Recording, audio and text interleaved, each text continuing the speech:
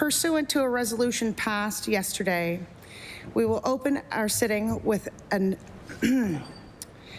rendition of O Canada. Today, we are honored to have the Seaside a cappella join us to sing O Canada. Once they are all in and standing, we will start the process.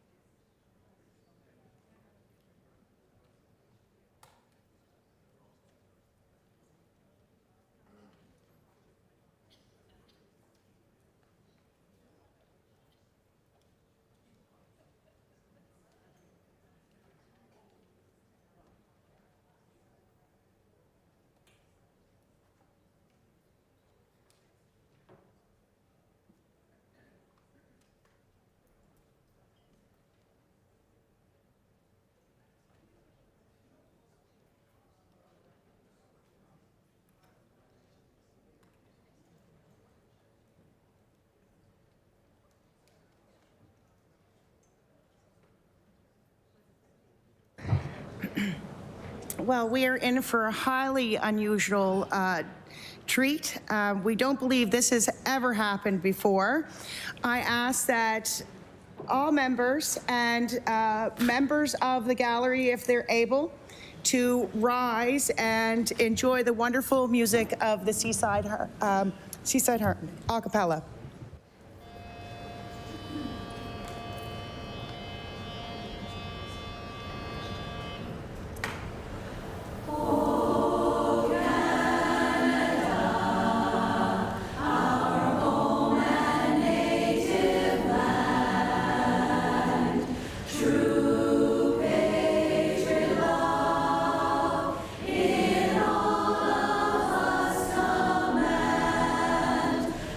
Don't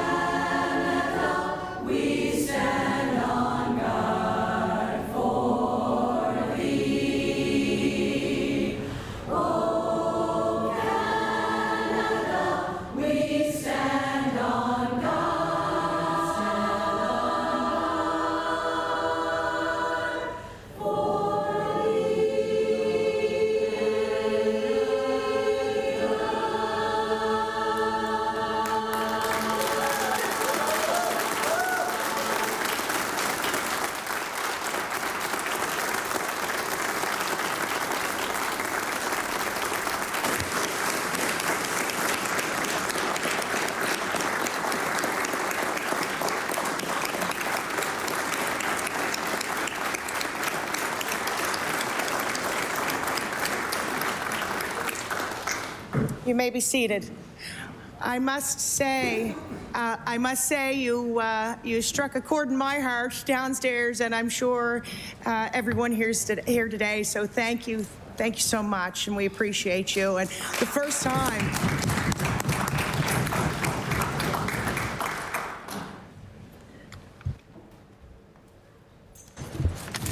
Order. Daily routine. Presenting and reading petitions. I recognize the honourable member for Cape Breton Centre, Whitney Pier. Thank you, Madam Speaker. I beg leave to table a petition, the operative clause reading, whereas not only the NSP broken Nova Scotians' trust with their response to the data breach, we have some of the highest electricity rates in the country while receiving unreliable service. Therefore, we support the NDP's call for the Premier of Nova Scotia and Cabinet to take action to rein in Nova Scotia Power and make energy reliable, affordable and green for Nova Scotians, and allow for free credit freezes, data breach class actions and extended credit monitoring. There are 388 signatures, and I've affixed mine as per rules of the House.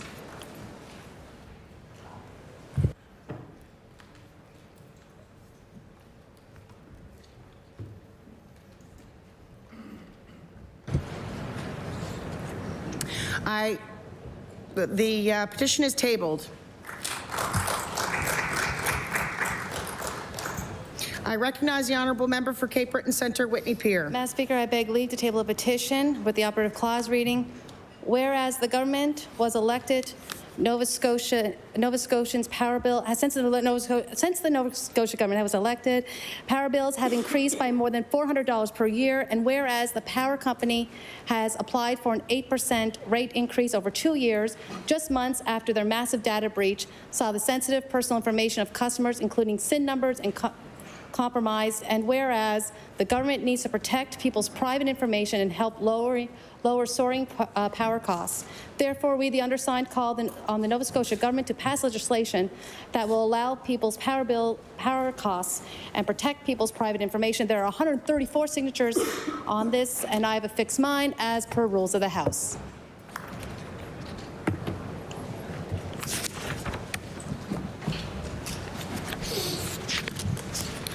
The petition is tabled.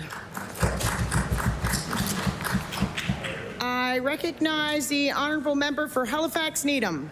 Thank you, Madam Speaker. I beg leave to table a petition with the operative clause stating, whereas the Nova Scotia government was elected, Nova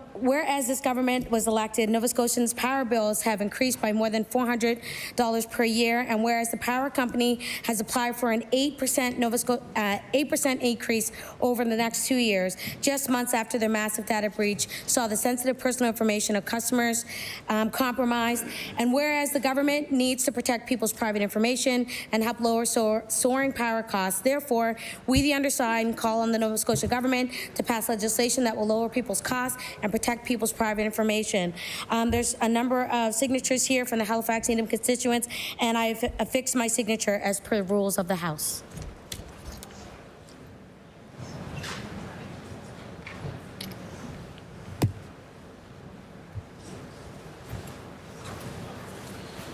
The petition is tabled.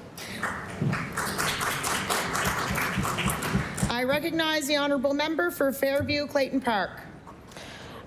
Speaker, I beg leave to table a petition, the operative clause of which reads, whereas power rates have gone up 14% in the last 2 years, and whereas 43% of Nova Scotian families live in energy poverty, paying more than 6% of their income on power bills, and whereas the government should prioritize regular Nova Scotians over corporate profits, we, the undersigned, call on the Nova Scotia legislature to pass legislation that will lower energy bills, support Made in Nova Scotia clean energy, and rein in Nova Scotia Power.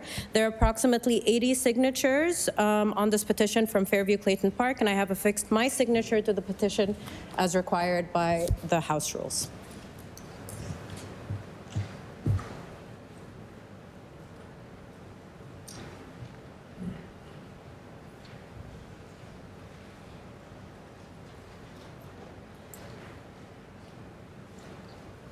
The petition is tabled.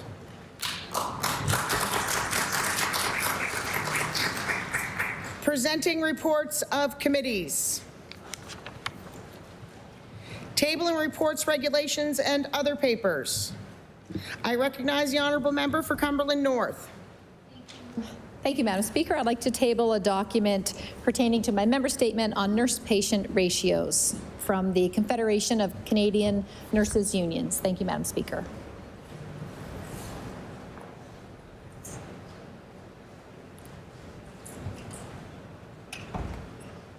The paper is tabled. Statements by ministers.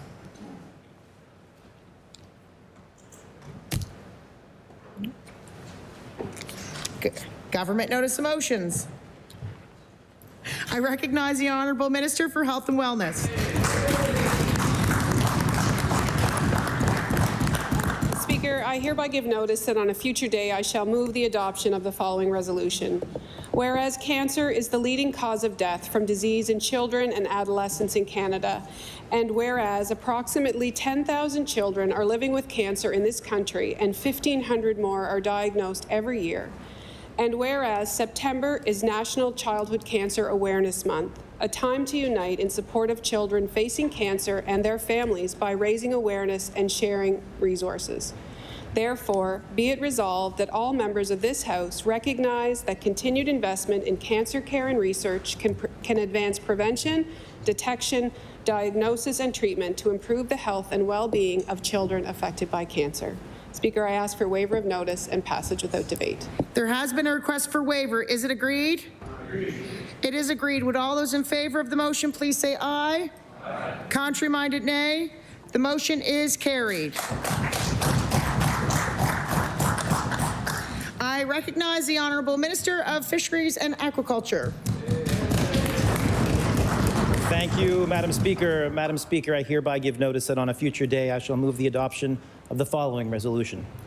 Whereas the rescue of a fishing vessel by the longliner Maid of Amsterdam, the Canadian Coast Guard, and other vessels on August 18, 2025 demonstrates the skill, courage, and dedication of all people involved, and whereas Nova Scotia's fish harvesters, through their commitment to safety training and preparedness, play an essential role in protecting themselves and their crew, and whereas collaboration between rescuers and harvesters not only saves lives, but also demonstrates confidence in the joint efforts of coastal communities, therefore be it resolved that all members of the House of Assembly recognize Captain Jimmy Atwood, Captain Noah DeVoe, the Canadian Coast Guard, and Nova Scotia's fish harvesters for their ongoing commitment to safety and training and the vital benefits those efforts play to bring families and communities back home safely. Madam Speaker, I request waiver of notice and passage without debate. There has been a request for waiver. Is it agreed? Agreed. It is agreed. Would all those in favor of the motion please say aye? Aye. Contrary-minded, nay. The motion is carried. I recognize the Honourable Minister of Opportunities. Speaker, I hereby give notice that on a future day I shall move the adoption of the following resolution. Whereas the government is making historic investments in public and affordable housing and invested 10 times the budget of previous governments in the community housing sector, and whereas housing starts have more than doubled over the last 2 years, whereas the public housing waitlist must be reduced and people earning over $100,000 per year should not be in public housing. Therefore, be it resolved that members of this House should agree that no one earning over $100,000 should be living in public housing, affordable housing, or using rent supplements. Speaker, I ask for a waiver of notice and passage without debate. There has been a request for waiver. Is it agreed? Agreed. There are several nays. The notice of motion is tabled. Okay.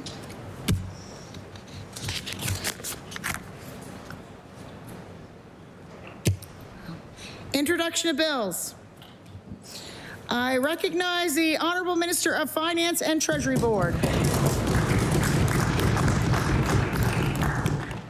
Madam Speaker, I beg leave to table a bill entitled An Act Respecting Municipal Modernization.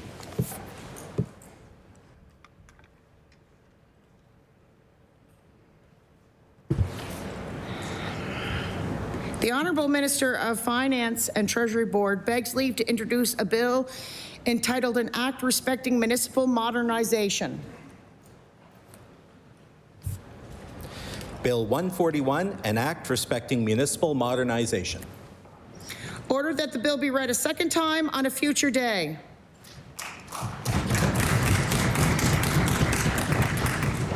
I recognize the honourable member for Dartmouth South. Thank you, Madam Speaker. Madam Speaker, I beg to leave to make an introduction in relation to my bill. Please do. Thank you, Madam Speaker. In the gallery today, we have Abby Ferguson from the Halifax Sexual Health Centre. I'd ask you to stand as I call your name. Katie Rennie, the co-chair of Access Now in Nova Scotia. Natasha Hines, the chair of Wellness Within. And Julie Vino, the Executive Director of South Shore Sexual Health. They are all here to support this bill, and I'd ask all members to join me in offering them a warm welcome to the House.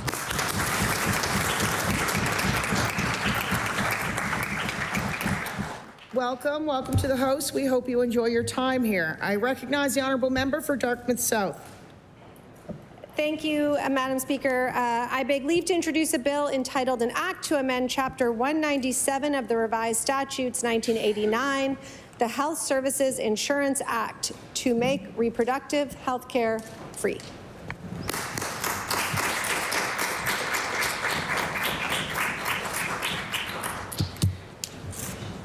The honourable member for Dartmouth South begs leave to introduce a bill entitled An Act to Amend Chapter 197 of the Revised Statutes 1989, the Health Service and Insurance Act, to make reproductive health care free. Bill 142, an act to amend Chapter 197 of the Revised Statutes 1989, the Health Services and Insurance Act, to make reproductive health care free. Ordered that the bill be read a second time on a future day. I recognize the honourable member for Sydney, member 2. Thank you, Madam Speaker. Madam Speaker, I beg leave to introduce a bill entitled An Act Respecting Funding for the Solar Homes Program.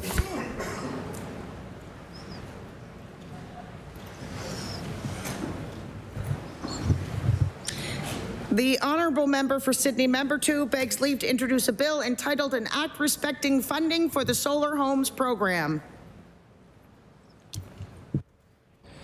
Bill 143, an act respecting funding for the Solar Homes Program. Ordered that the bill be read a second time on a future day. I recognize the Honourable Minister of Labour, Skills and Immigration.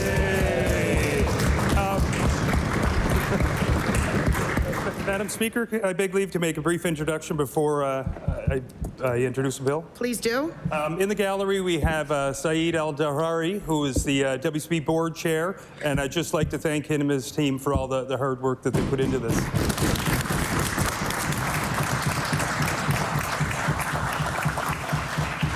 Welcome. We hope you enjoy your time here.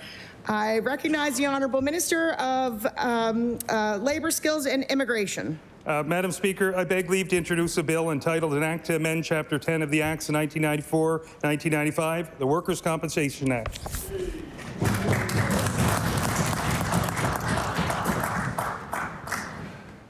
The Honourable Minister for Labour, Skills and Immigration begs leave to introduce an act entitled An Act to Amend Chapter 10 of the Acts of 1994-95, the Workers' Compensation Act.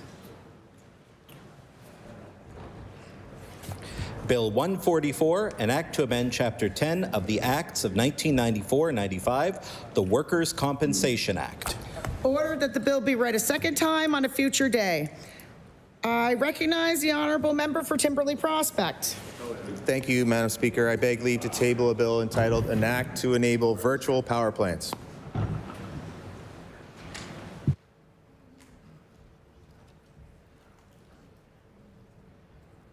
The Honourable Member for Timberley Prospect begs leave to introduce a bill entitled An Act to Enable Virtual Power Plants.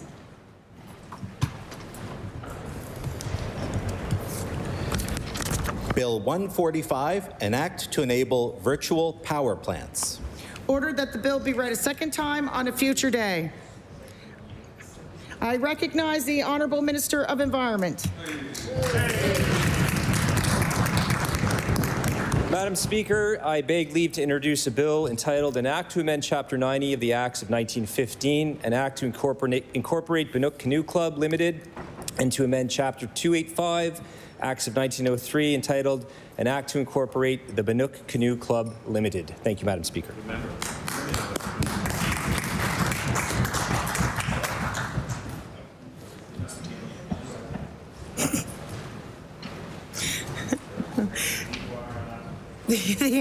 The Honourable Minister of Environment and Climate Change begs leave to introduce a bill entitled An Act to Amend Chapter 90 of the Acts of 1915, an Act to incorporate Banook Canoe Club Limited, and to amend Chapter 285, Acts of 1903, entitled An Act to Incorporate the Banook Canoe Club Limited. Bill 146, an act to amend Chapter 90 of the Acts of 1915, an act to incorporate Banook Canoe Club Limited, and to amend Chapter 285 of the Acts of 1903, entitled An Act to Incorporate the Banook Canoe Club Limited. Order that the bill be read a second time on a future day. I recognize the Honourable Member for Cumberland North. Thank you, Madam Speaker. May I make an introduction pertaining to the bill? Please do. Thank you.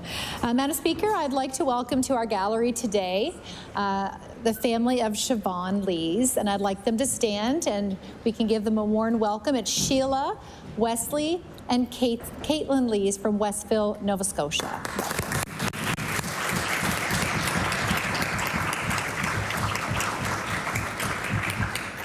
Welcome, welcome to the host of the people. We hope you enjoy your time here. I recognize the Honourable Member for Cumberland North.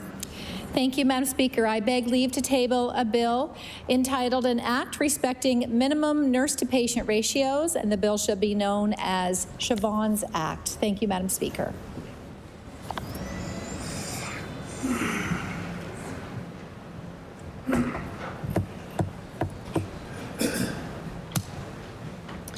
The Honourable Member for Cumberland North begs leave to introduce a bill entitled An Act Respecting Minimum Nurse-to-Patient Ratio.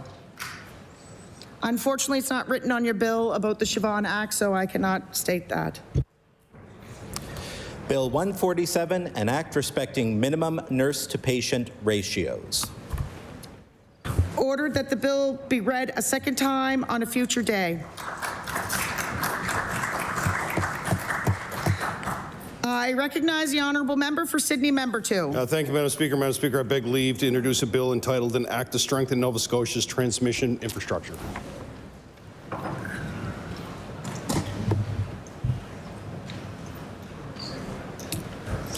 The Honourable Member for Sydney, Member 2, begs leave to introduce a bill entitled An Act to Strengthen Nova Scotia's Transmission Infrastructure. Bill 148, an act to strengthen Nova Scotia's transmission infrastructure. Ordered that the bill be read a second time on a future day. Notices of motion.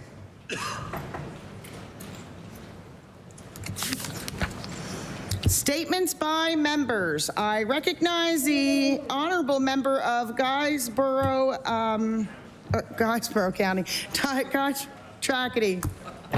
Thank you. All right. Thank you, Madam Speaker. I beg leave to make an introduction before my statement. Please do. Madam Speaker, joining us today in the gallery, in your gallery, I'm honored to introduce Marg Harpel from Bill and Stanley Oyster Farm in Guysborough, Tracadie. Marg is, as well as being from Bill and Stanley Oyster Farm, a tireless community-minded volunteer. Marg, please stand and receive the warm welcome of the House.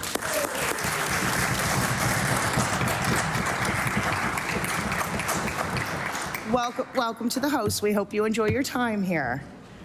I recognize the Honourable Member of Guysborough Tracadie. Thank you, Madam Speaker. I rise today to recognize and congratulate the Bill and Stanley Oyster Farm operating out of Whitehead and Wine Harbour for their outstanding commitment to Nova Scotia's aquaculture industry and coastal communities.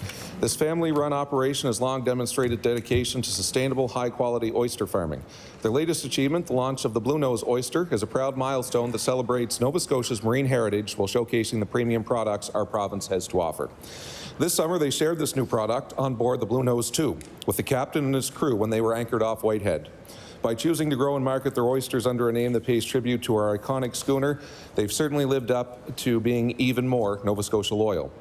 Marg Harpel and her team have been advocates for the farm and are dedicated to providing a sustainable industry in Guysborough Tracadie. Please join me in congratulating the Bill and Stanley Oyster Farm on their commitment to being Nova Scotia loyal, and we wish them continued success in our area. Thank you, Madam Speaker.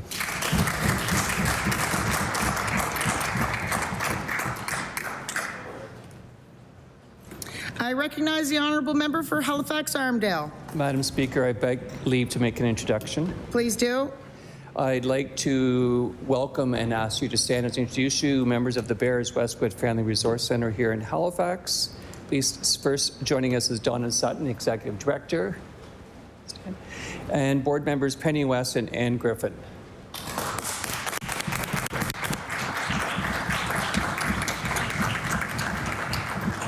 Welcome, welcome. We hope you enjoy your time here. I recognize the honourable member for Halifax-Armdale.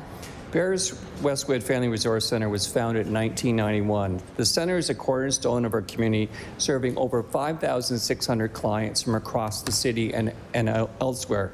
Located at the heart of the area's largest public housing on McBine Avenue, and proud of it, it provides critical support to families, seniors, and often many newcomers to our province. Many people, many different cultures, many languages.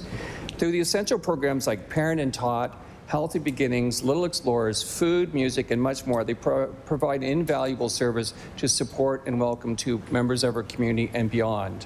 On behalf of members of the community and myself, thank you for everything you do in supporting people who often need your help. Thank you. I recognize the honourable member for Sydney, member 2. Thank you, Madam Speaker. Madam Speaker, I beg leave to make an introduction before I give my member statement. Please do. Okay, in the gallery opposite, Madam Speaker, there are a number of young Liberals who are here with us in attendance, and I'd like to recognize them for being here. Tyler Hutchison, who is our current president, Kate Dobbins, Liam David Mason, Paul Sujith, Colin Stevens, and Topaz Nani. If you could rise and receive the warm welcome of the host. Welcome. Welcome to the host. We hope you enjoy your time here. I recognize the honourable member for Sydney, member 2. So thank you, Madam Speaker. Madam Speaker, I rise in my place to recognize our attendees that are in the gallery today and young Liberals really right across the province who were with us during important conversations this weekend, but represent communities really right across the province. These young leaders within our party not only represent our party, but represent what is in the best interest of our province. They have important conversations about policy. They give us a lot of direction on what's taking place in their communities. And I rise in my place as the current interim leader of the party to give them my thanks and support. The work that they do is invaluable to us, and without that, this is the future of our party, Madam Speaker. So I rise in my place to thank them, to thank all the young Liberals and all of the policy minds across Nova Scotia who are developing new policies, who are advocating for the right things, regardless of political stripe. That's the future of our democracy, and we shall all applaud them. Thank you, Madam Speaker.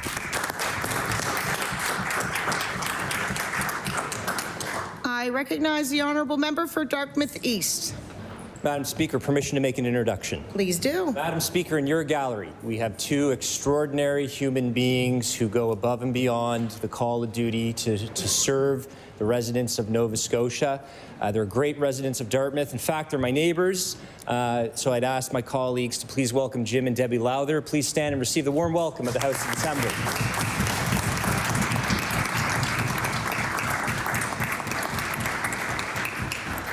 Welcome, welcome to the house. We hope you enjoy your time here.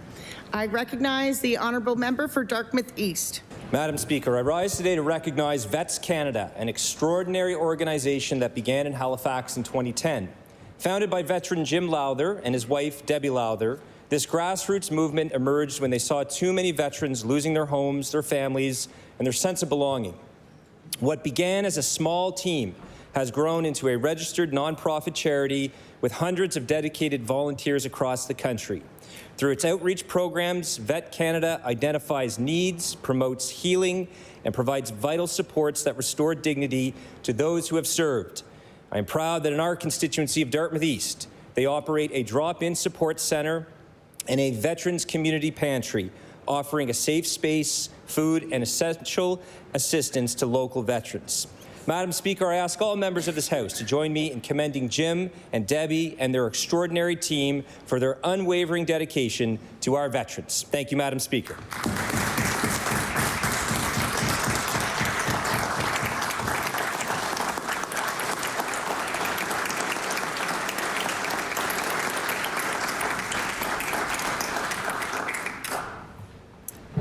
I recognize the honourable member for Sackville-Cobequid. Thank you, Speaker. I beg leave to make an introduction related to my member statement. Please do. Thank you. With us today, we have a great Nova Scotian, a champion for her members and for workers across our province, and for the delivery of quality public services to every Nova Scotian. I invite the House to welcome NSGU President Sandra Mullen, who's with us today. Welcome. Well, welcome to the House. I recognize the honourable member for Sackville-Cobequid. Thank you, Speaker. I rise to congratulate the Civil Service Division of the Nova Scotia Government Employees Union on their recent arbitration award. It's been 18 months since the NSGEU's last contract with the government expired. What followed was a demonstration of the union's steadfast solidarity in staring down a government whose recent efforts to erode job security for civil servants have sent chills into the workforce. Even though the government legislated itself unprecedented latitude in terminating public employees, the NSGEU did not relent in protecting job security language for its members. Not only did they protect these articles, but they also realized important wage increases, especially for entry-level, hardworking members. For the vital services they provide, these workers are worth every penny invested. This arbitration award supports the delivery of quality services that all Nova Scotians can rely on.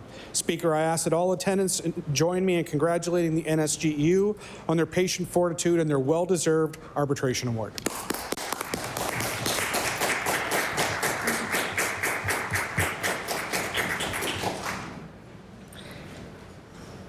I recognize the honourable member for Timberley Prospect. Thank you, Madam Speaker. Today I want to honour the memory of Peter Code, a much-loved maritimer and retired Halifax meteorologist who passed away on May 3rd at the age of 82. Peter was well known for his warmth, good humour, and a lifetime spent sharing his love of weather with viewers and listeners across the country. Peter's contributions to broadcasting and meteorology have been widely celebrated. His career was one of dedication, distinction, and his name is synonymous with trusted and cheerful weather updates for decades. He brought clarity and comfort through countless snowy mornings, rainy afternoons, and starry nights. At the time of his retirement, Peter held the Guinness World Record for the longest career as a weather forecaster, a testament to his enduring dedication to his craft, though the record has since been surpassed. More than a meteorologist, Peter was a devoted family man. He adored his family and valued his friends like family. He had a deep love for animals and a passion for camping at Rayport Campground.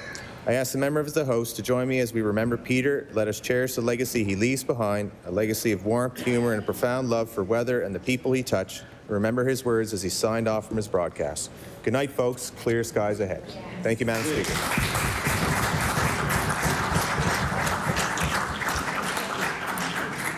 I recognize the honourable member for Preston. Thank you, Madam Speaker. Before I begin my statement, I beg leave to make an introduction. Please do. Thank you. In the gallery, I'm honored to introduce Tamara McKay from Gateway Food Market. Tamara, I would ask you to please rise and accept the warm welcome of the legislature.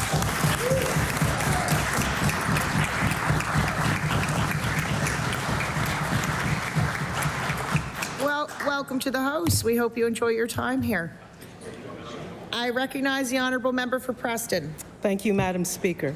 Madam Speaker, I rise today to recognize Gateway Meat Market, a family-run grocery store owned by Jamie Selleck with co-founder Tamara McKay, who now serves as social media and PR manager. Since opening in April 2008, Gateway has grown into one of Atlantic Canada's busiest meat departments. They avoid traditional advertising, relying instead on word of mouth and customer satisfaction. By buying in bulk and operating on a low profit margin, they provide fresh, affordable groceries, an effort that's especially vital as food insecurity rises. Their recent major expansion means even more families can benefit from their great deals and community spirit. Seeing customers smile at checkout has always been their goal. I ask all members of the Nova Scotia Legislature to please join me in recognizing Gateway Meat Market for their dedication to affordability, service, and community. Thank you, Madam Speaker.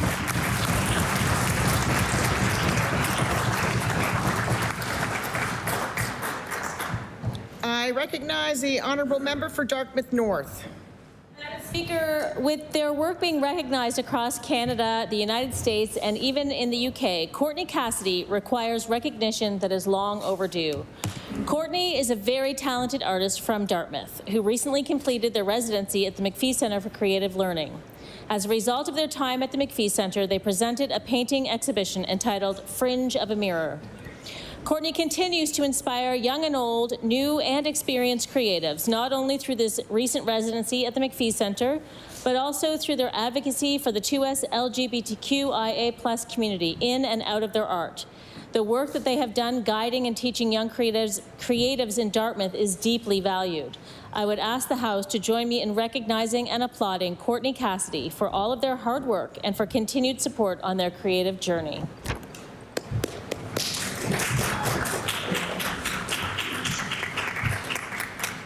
I recognize the honourable member for Cumberland North. Madam Speaker, I first met Sheila and Wesley Lees after receiving an email from Sheila asking for help following the devastating death of their daughter, Siobhan. Siobhan was just 30 years old when she passed away from sepsis after waiting for hours in an emergency room. What could have been a preventable tragedy became the greatest loss a family can endure. From that first conversation, it was clear to me that Sheila and Wesley and Caitlin and Austin were determined that their daughter's and sister's story would not end in silence. They have chosen to channel their grief into courage and advocacy in hopes that other families will be spared from experiencing what they have endured. They remind us that every statistic in our healthcare crisis is not just a number, but a daughter, a son, a loved one, and a family changed forever. Sheila and Wesley, their presence here is a powerful reminder that the voices of families must be at the center of how we respond as politicians.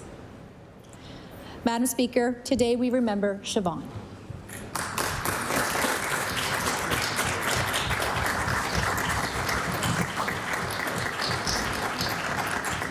I recognize the honourable member for Sydney Member 2. Thank you, Madam Speaker. Madam Speaker, I rise to my place to recognize a friend of mine and a friend to many at home that we lost in the last number of weeks, and that's Ashley Hairgay from Sydney. Ashley was a Bachelor of Science graduate from 2013, but she was a critical care nurse, and she taught in the LPN program at NSCC and the critical care nursing program with the Department of Health. She was also such an advocate for brain cancer. She led the Go Grey in May across our community, and I want to rise my place to recognize her. She was loved by many. The greatest title that she held was mom to her daughter, Josie Ray. I rise my place to recognize my friend, somebody that everybody loved. She had a heart of gold, and everybody misses her, so I rise my place to recognize my friend, Ashley Hairgay.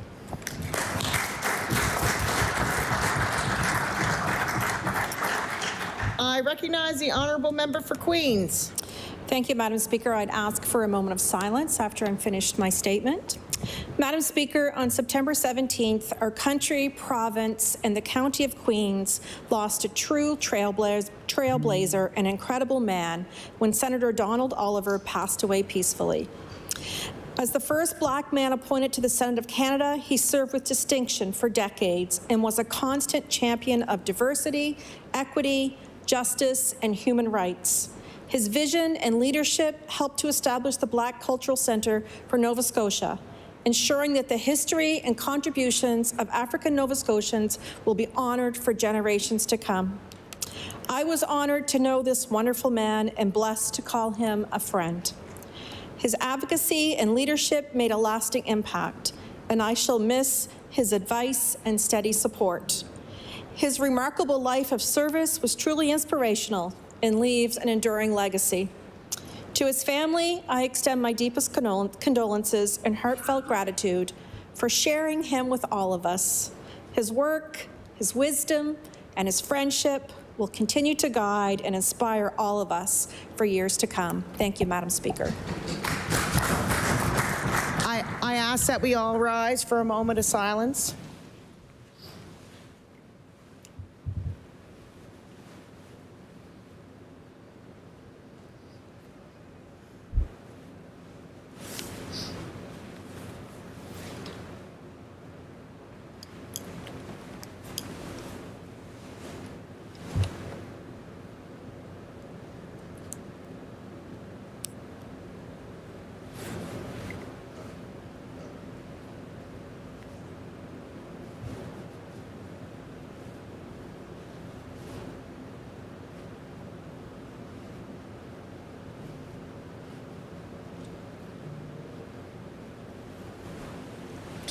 You may be seated.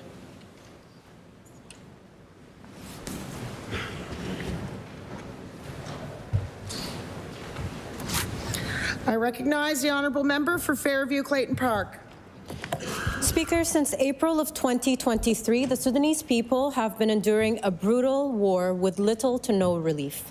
The scale of this suffering is immense, and I must speak candidly as a Sudanese Canadian about Canada's role.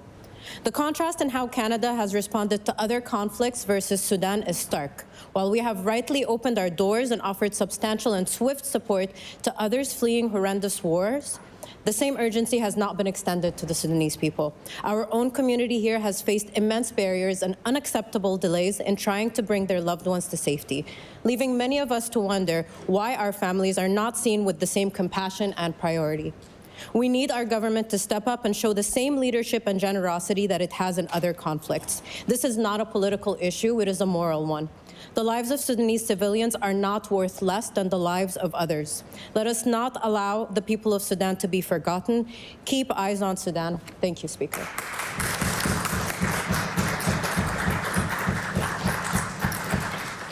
I recognize the honourable member for Timberley Prospect. Thank you, Madam Speaker. Today I want to rise to recognize Brandon Boyd of Timberley, who is an autistic filmmaker. His commitment to the art of filmmaking and his passion for advocacy have earned him notable recognition. In 2024, Brandon was honored with the Joan Craig Trailblazer Award for his outstanding contributions. Additionally, in 2023, he won the Bell the Launch Contest, receiving a grant of $10,000, which he used to create his remarkable film, Wave Theory. Wave Theory is a deeply emotional and inspiring film that explores the life of singer-songwriter Leona Berkey, a resident of Prospect, and the song she wrote for her autistic son, Zach, titled Wave Theory. The Autism Society of Nova Scotia hosted a special event at the Bus Stop Theatre to support the Autism Society's ongoing efforts for the viewing of Wave Theory and to celebrate creativity and resilience of individuals like Brandon Boyd. I ask all members of this House to continue to elevate the voices and stories of the autistic community, to fostering greater understanding and acceptance by supporting and recognizing the talents and contributions of Brandon Boyd and many others in all the autistic community. Thank you, Madam Speaker.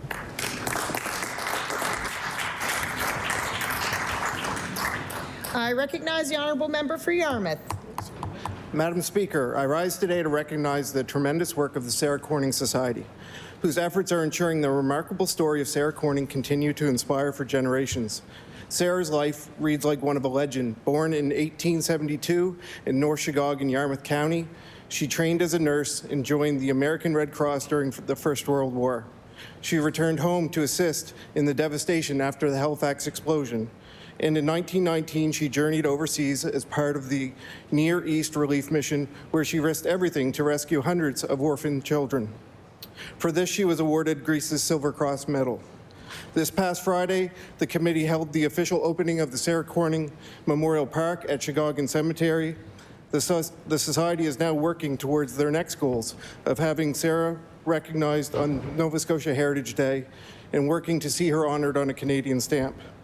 I ask all members of the legislature to share in their legacy, to share the legacy of this remarkable Nova Scotian, and thank the Sarah Corning Society for their dedication to ensuring her story continues to live on. Thank you, Madam Speaker. I recognize the honourable member for Cape Breton Centre, Whitney Pier.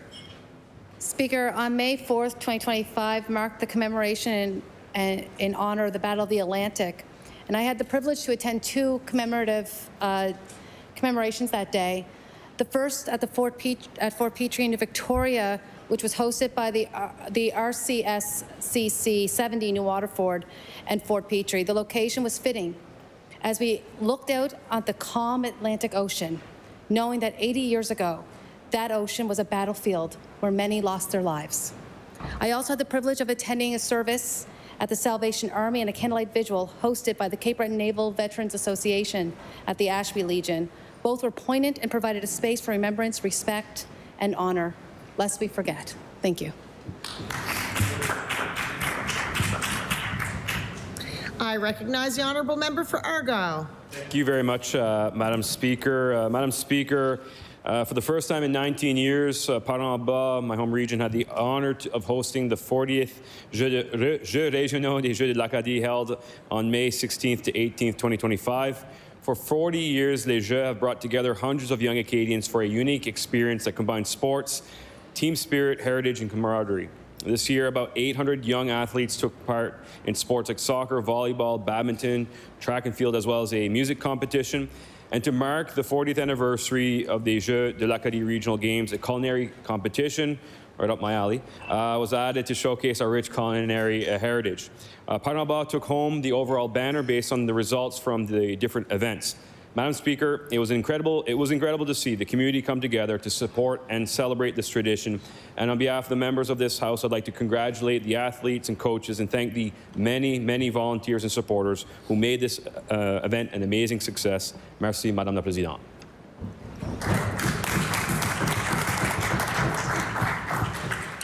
I recognize the honourable member for Halifax-Chebucto. Hard to see you. Thank you, Madam Speaker. Since Truly Tasty was established in 2012, they have dedicated their time and effort to providing customers with fresh, authentic ramen. The very first ramen restaurant in the Maritimes, Truly Tasty, brings a creative perspective to local cuisine as they merge traditional ramen with local preference. From long hours simmering their soup base and using the best quality meat and vegetables, Truly Tasty is committed to providing a masterful meal. Using their machines and tools imported from Japan makes it a further authentic experience. Please join me in thanking Truly Tasty for keeping Japanese tradition alive on Quinpool Road and congratulate them on being named one of 50 best restaurants in the province by Curated Magazine. Thank you.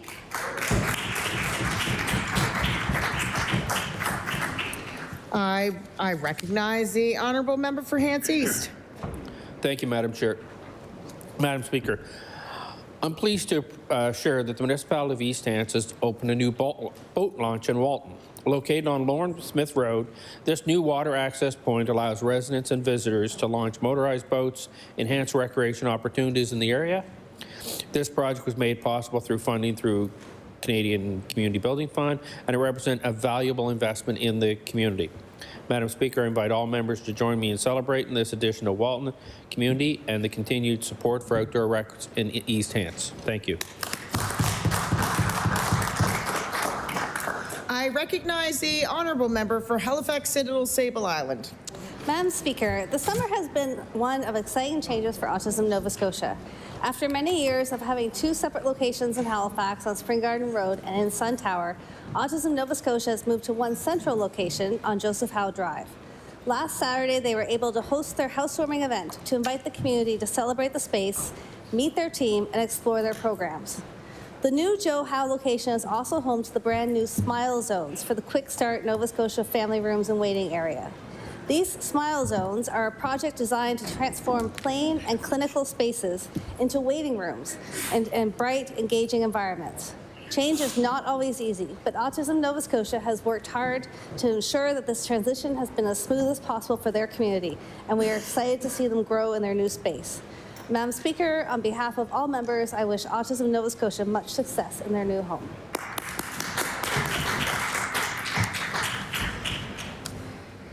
I recognize the honourable member for Pictou Centre. Madam Speaker, I rise in my place today to honour an individual well known to most people in this House of Assembly, the Honourable Pat Dunn. lifelong resident of Pictou County, born and raised in the town of Trenton, Pat dedicated himself to a career in education, community development, and public service. He graduated from St. FX with degrees in arts and education, as well as a master's degree in administration. Pat spent decades shaping the lives of young people as a teacher, vice principal, and principal in local schools. His leadership earned him respect as a mentor who always placed his students first. Beyond the classroom, Pat was a tireless community builder. His years as a coach in the community extended for the best part of 4 decades, shaping generations of young athletes, developing both their skills and their confidence. Elected as MLA for Pictou Centre, Pat served several terms and took on ministerial responsibilities, including health promotion, communities, culture, tourism, and heritage, and African Nova Scotian affairs. In all aspects of Pat's busy, productive life, he is always supported 100% by his wife, Patsy, and 6 incredible children. Known for his approachable style and steady commitment, Pat Dunn leaves a legacy of integrity, service, and devotion to the people of Pictou County. I ask the members of this House join me in appreciation of Pat Dunn's service to our community. Thank you, Madam Speaker.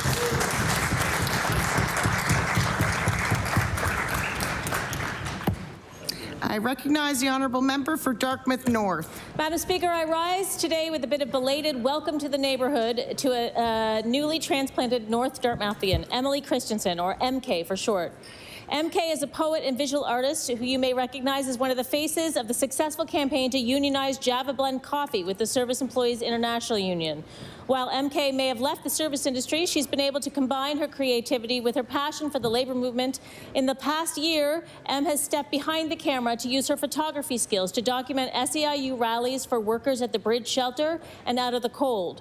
Through her event photography, M has also focused her lens on the colourful moments of queer joy found at Pride events across the country, and even at the annual Dartmouth North Pride Party. As MK documents her life through photography, I look forward to more captivating images of the Dartmouth North skyline. With a focus on presence over posing, each image reflects the energy, emotion, and atmosphere of the day. I would ask the House to join me in congratulating MK on her contributions to workers' rights and to Nova Scotia's queer cultural tapestry. Thank you.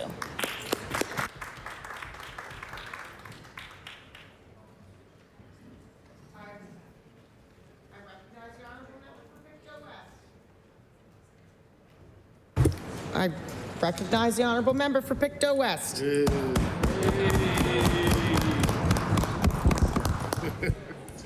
Madam Speaker, I rise today to recognize Helen Scammell, a retired teacher who recently celebrated her 90th birthday. Helen is a quiet supporter of numerous projects and people in the community of Pictou. Every year, she awards 4 generous bursaries to graduates of Pictou Academy in memory of her father, Dr. Harold Scammell. 2 of the bursaries are for students attending community college, and 2 are for those attending university. In addition, Helen has provided support to the renovation of the DeCoste Performing Arts Center and several beautification projects in Pictou West. Many have benefited from Helen's generosity and commitment to making Pictou West a more vibrant place to live. Helen, thank you for not only your bursaries and donations, but for your volunteer time with the Garden Club, your church, and the PAEF. Thank you, Madam Speaker. I recognize the honourable member for Halifax Needham. Thank you, Madam Speaker. Earlier this week, one of our kings has gone on to glory, Honourable Donald H. Oliver. He was a lawyer, educator, and a retired senator. Senator Donald Oliver was the first black man appointed to the Canadian Senate, where he served with distinction for 23 years as a senator. Throughout these years, he championed issues of human rights, equity, diversity, and economic prosperity and empowerment. Senator Oliver was a man of integrity and was known for his commitment to creating opportunities for others, always trying to break down those barriers. Senator Oliver said his greatest desire was to see a more tolerant Canada, where the concept of equality is first and tolerance and acceptance are all a part of the fabric of what is to be Canada. Senator Oliver's contributions to public service, law, and equity in Canada are immeasurable. So let us honor his legacy of one of possibility and progress. and hope for the Black community and for all Canadians. His life stands as a testament that change is not only necessary, but possible when guided by conviction and justice. I would like to extend my condolences for his family, close friends, and all who were touched by his extraordinary life of service. Thank you, Madam Speaker.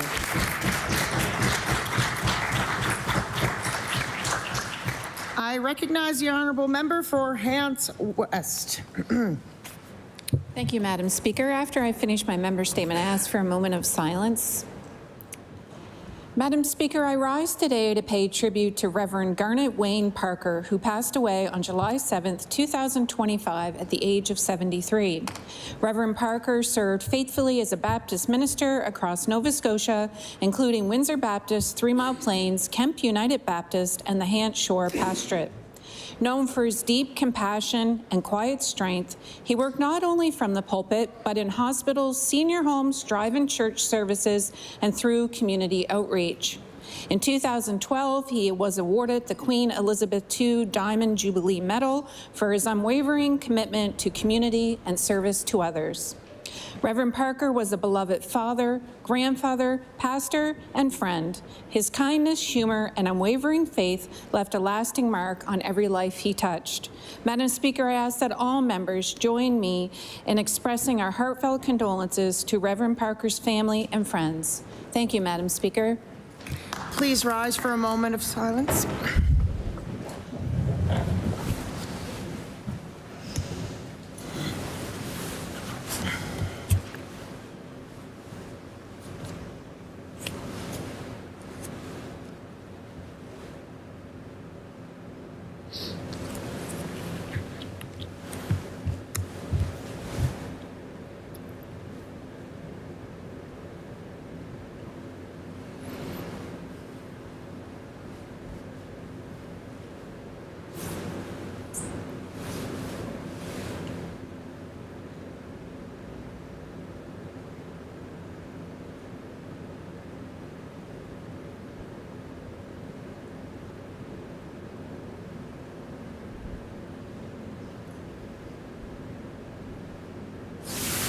You may be seated.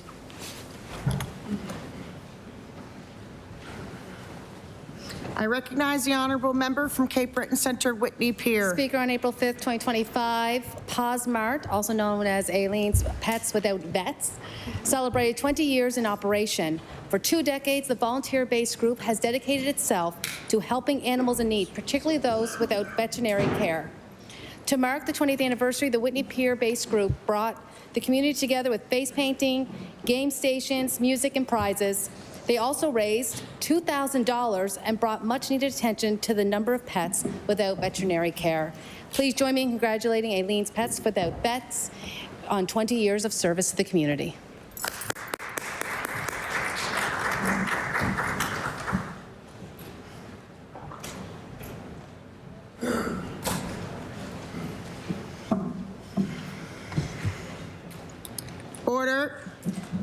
Orders of the day.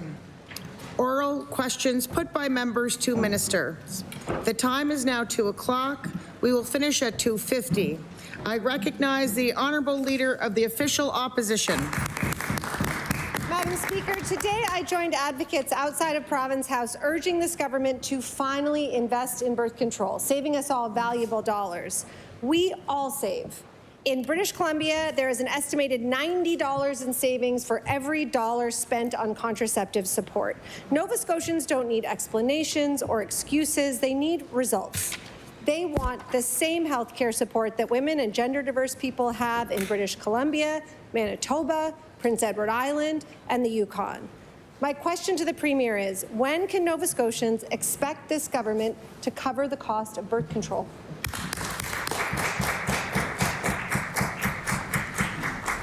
I recognize the honourable Premier.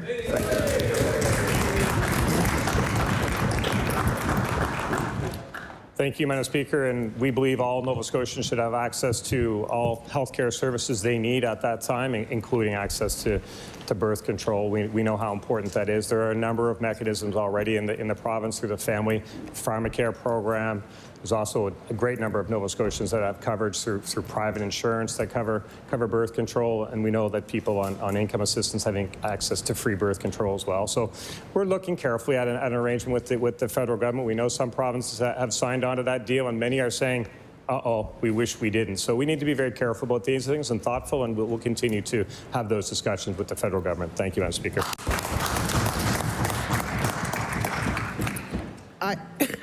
I recognize the Honourable Leader of the Official Opposition. Thank you, Madam Speaker. Women in this province do not universally have coverage. For many women, it's more expensive to sign up for pharmacare than it is to get birth control, and they can't afford either.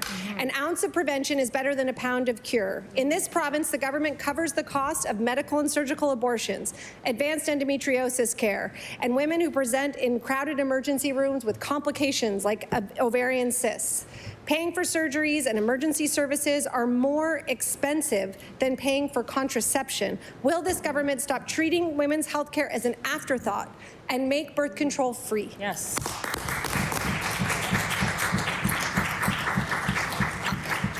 I recognize the Honourable Premier. Thank you, Madam.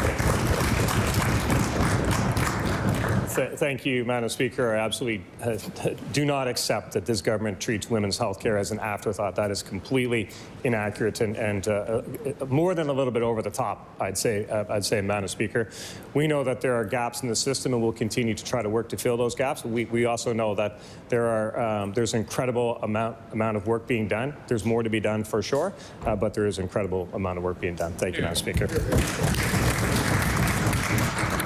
I recognize the Honourable Leader of the Official Opposition. Contraception is health care for women and gender-diverse people, and they don't have access to it. There is an epidemic of gender-based violence in this province. All members of this House agree on that. Women and gender-diverse people living in abusive relationships deserve support. Every Nova Scotian should be able to live with safety and dignity. Covering the cost of birth control removes financial barriers, allows bodily autonomy. These are the things that abusive partners use and abuse to maintain control. And according to Access Now, women in Canada who face intimate partner violence are 2 times as likely to experience an unwanted pregnancy. In a province where gender-based violence is an epidemic, will the Premier take this step to help survivors?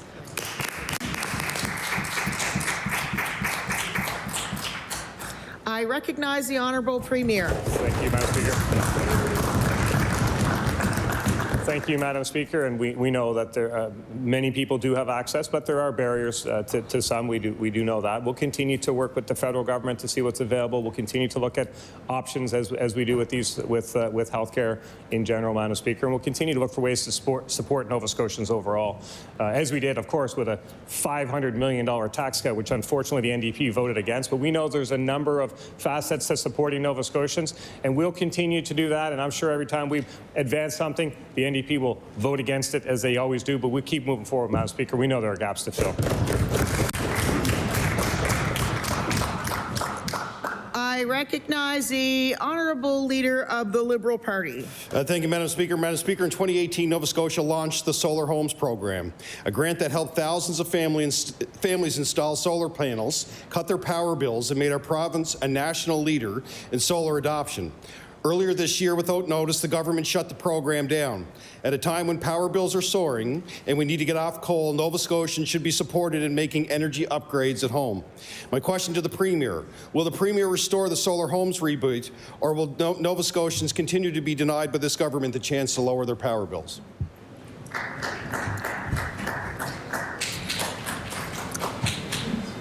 I recognize the Honourable Premier. Thank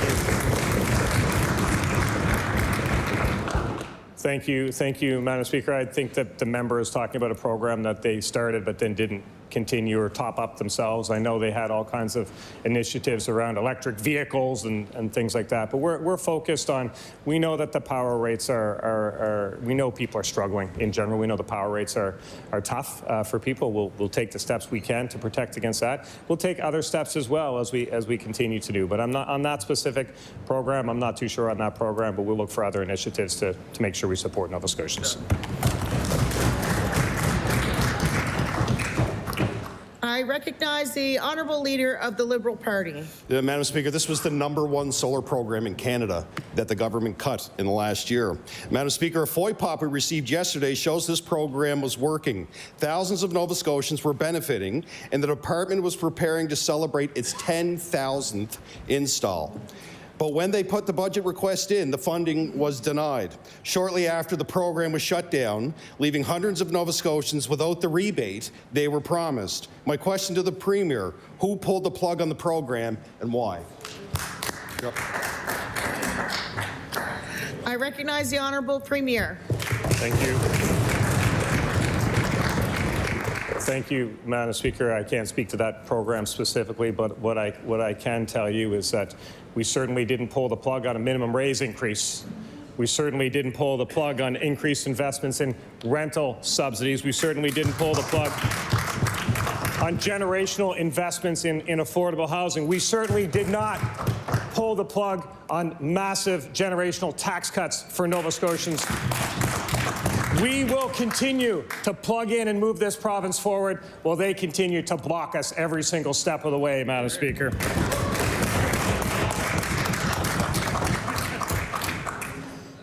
I recognize the Honourable Leader of the Liberal Party. Yeah, we blocked so much we built the best solar program in the country, Madam Speaker.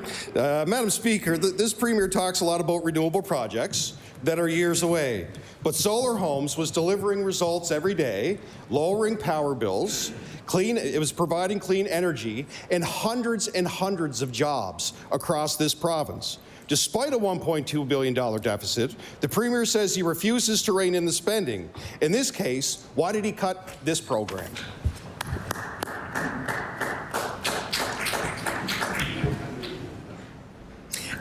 I recognize the Honourable Premier. Thank you.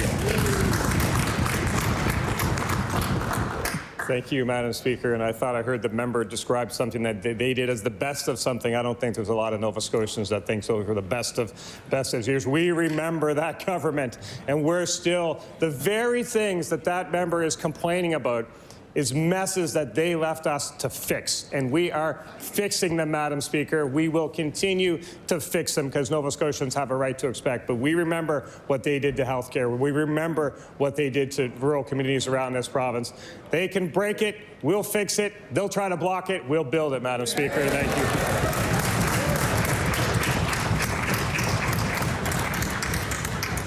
I recognize the Leader of the Official Opposition. Nova Scotia Power hasn't been fixed, Madam Speaker. Power bills have risen by $400 for the average family since this government was elected. Thousands of Nova Scotians have had their personal information stolen. They don't have the capacity to request a free credit freeze or to sue Nova Scotia Power for damages.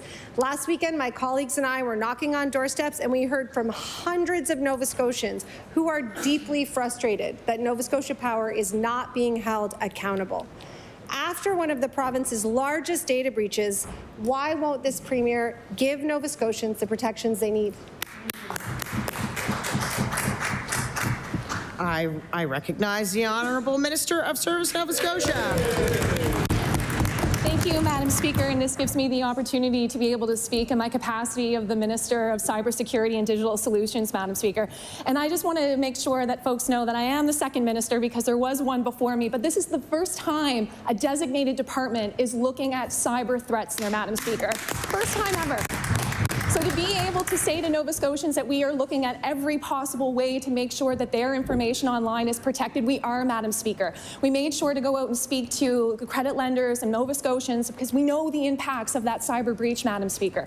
We want to make sure that Nova Scotians have the tools that they need, but Madam Speaker, we also have to make sure that we're engaging in a national conversation around cyber threats so that we can protect Nova Scotians the best way that we can. I recognize the Honourable Leader for the Official Opposition. Thank you, Madam Speaker. This department predated this breach, and it didn't protect Nova Scotians. So let's recap. What we hear from experts and on the doorsteps is that people want a utility that works for Nova Scotians. They want to look at the structure of Nova Scotia Power. They want a low-income power rate so they know everyone can keep the lights on, an arrears management program so they're not in debt to NSP for the rest of their lives, expanded efficiency supports, and they want bills they can actually afford to pay. And so my question to the Premier, Madam Speaker, is why won't this government listen to Nova Scotians, protect them from identity theft, and lower their power bills?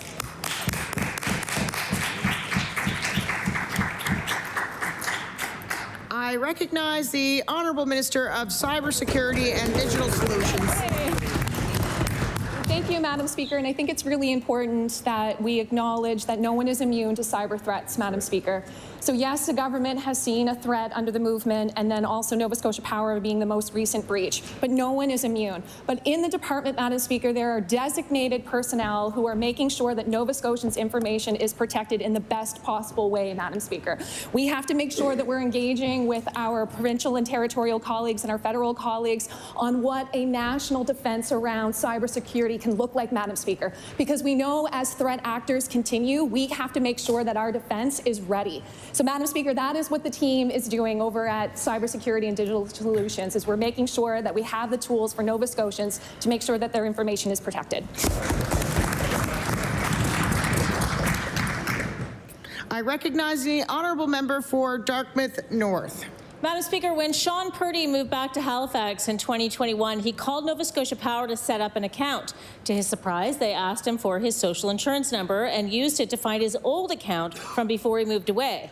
That means his social insurance number was on file for 18 years. How is the government holding Nova Scotia Power accountable for having held on to that private, sensitive information for that long? I recognize the Honourable Minister of Energy. Thank you, Madam Speaker, and thank you to the member opposite for the questions. And certainly with the cybersecurity threat, Nova Scotians have a right to be frustrated, Madam Speaker. My understanding is there are 2 investigations that are ongoing, Madam Speaker, one with the Energy Board and one with the Federal Privacy Commissioner, Madam Speaker. We're very interested in what those 2 investigations are going to come out with, Madam Speaker, and we'll be watching those very carefully. Thank you.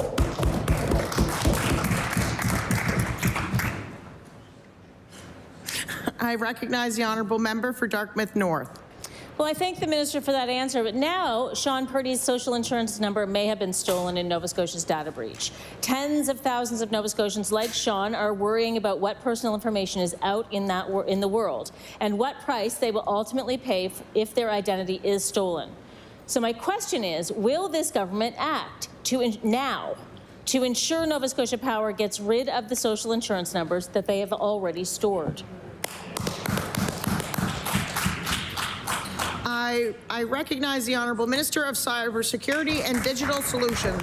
Thank you, Madam Speaker. And we are a government of action because, Madam Speaker, there is a bill on the floor that is going to protect Nova Scotians and their SIN information, Madam Speaker. So, Madam Speaker, I also want to make sure that Nova Scotians know what other options are available to them. So threat alerts are also available for Nova Scotians, and they should make sure that they can follow all of the steps to protect their own information online there, Madam Speaker.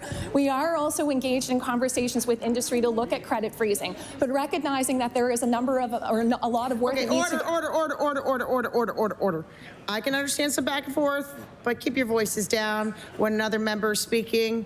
Please. Are you done? Okay. I recognize the Honourable Member for Halifax Armdale. Madam Speaker, the interim CEO of Nova Scotia Health Authority recently disclosed at a health committee here there were 27,000 names on the family practice registry that required validation, and this would be completed by this October. The minister stated in the spring sitting the number of unattached Nova Scotians per riding could not be disclosed due to data validation. My question is this a sitting where the minister will fully disclose all the data and finally tell Nova Scotians in each 55 ridings when they will get a family doctor?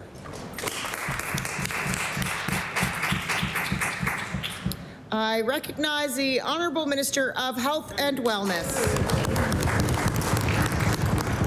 Thank you, Madam Speaker. I thank the member opposite for the question. So certainly the validation work is a very high-touch process, making sure that we speak to Nova Scotians either by phone or we contact them via email to make sure that to validate their information.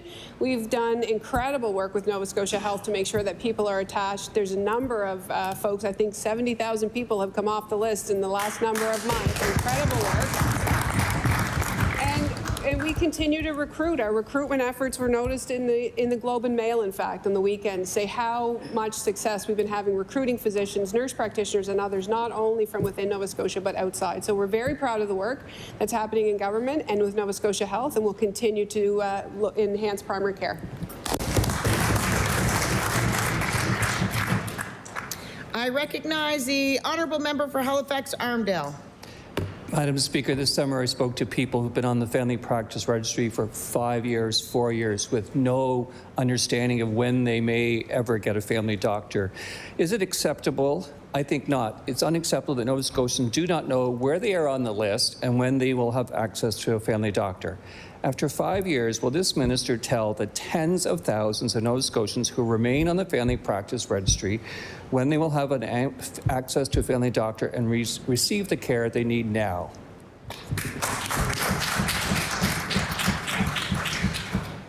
I recognize the Honourable Minister of Health and Wellness. Thank you. Thank you, Madam Speaker. So what's really important for folks to know is that that list is now a registry, which actually allows us to see how patients are moving through the system. It allows us to see who needs care immediately, who's seeking more services, and those who maybe are in a more stable state. We have done a number of things. There's someone that's been on the list for a long period of time. We generally find that there's been a breakdown in communication. That individual should phone 811. They have access to unlimited virtual care, primary care, in-person appointments if it's required. We have 30 medical students starting at Cape Breton University who are going to come and work in our province. Our recruitment efforts, our contract, all of these things are pulling levers that are helping us attach Nova Scotians to family practices across the province, and people in Nova Scotia should feel very encouraged.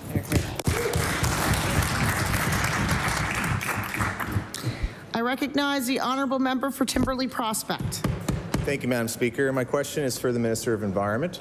Nova Scotians are rightly concerned that Northern Pulp's creditor protection process could leave taxpayers and even pensioners at the back of the line, while the company moves to pay back itself through its parent firm. The BC Supreme Court has the ability to ring-fence liabilities, ensuring that cleanup costs are given super priority before any money flows back to its creditors. The minister has been quiet on whether or not he would apply for standing or file any submissions to the court process. My question is, will the minister take action to explore all legal tools possible for the public interest to be upheld in this matter before shareholders from the parent company cash out? Thank you, Madam Speaker. Good question. I recognize the Honourable Minister of Environment and Climate Change. Thank you, Madam Speaker. And Madam Speaker, the member knows as a former Environment Minister that we serve as the regulator. I know that Pictou Landing First Nation and Nova Scotians want the mill site cleaned up. So do we. And I know that everyone wants definitive information, Madam Speaker, about the reclamation of the Northern Pulp Abercrombie site. The creditor protection process has to conclude first. Thank you, Madam Speaker. I recognize the Honourable Member for Timberley Prospect. Thank you, Madam Speaker. And there is contamination here that the minister can apply because environmental obligations they're not unsecured claims. And beyond the court process itself, the minister has regulatory tools that I'm sure he's aware of through ministerial orders to require remediation plans, which I understand have been submitted, and also to recover costs directly from the polluter. Yet we have a contaminated mill site that's not being operated on and not going to be operated on in the future. Will the minister commit to using every compliance and enforcement tool in this limited window, since he's not going to file to make submissions to the court, for ministerial orders or cost recovery so that Northern Pulp, not taxpayers, are going to pay for that cleanup? Thank you, Madam Speaker. I recognize the Honourable Minister of Environment and Climate Change. Thank you. Thank you, Madam Speaker. Madam Speaker, reclamation of the site will be triggered under the Environment Act once closure details are finalized through the creditor protection process. We will update Nova Scotians on the reclamation plan for the site when that process is complete. Madam Speaker, we expect all companies in Nova Scotia to comply with the Nova Scotia Environment Act. Thank you, Madam Speaker. I recognize the honourable member for Halifax Needham. Madam Speaker, while this government moves to take rights away from renters who board in someone else's home, they continue to tout a program that failed to help Nova Scotians do just that. Happy Pad was supposed to house 500 people, but delivered only 60 leases. This government spent $22,500 per lease. Madam Speaker, how can the minister responsible for housing call that a success?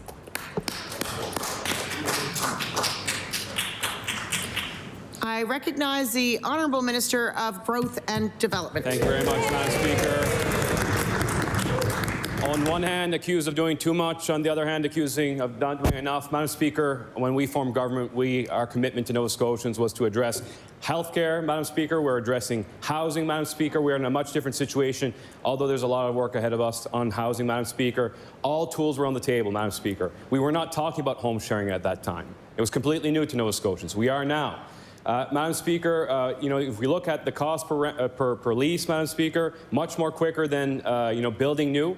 Actually, would be probably 15 to 30 times the cost of these leases, Madam Speaker. So I'd encourage the member to ask the 60 Nova Scotians and plus the 400 outside the application how they feel about Happy Pad and having a pillow on their head, head on their pillow. Sorry.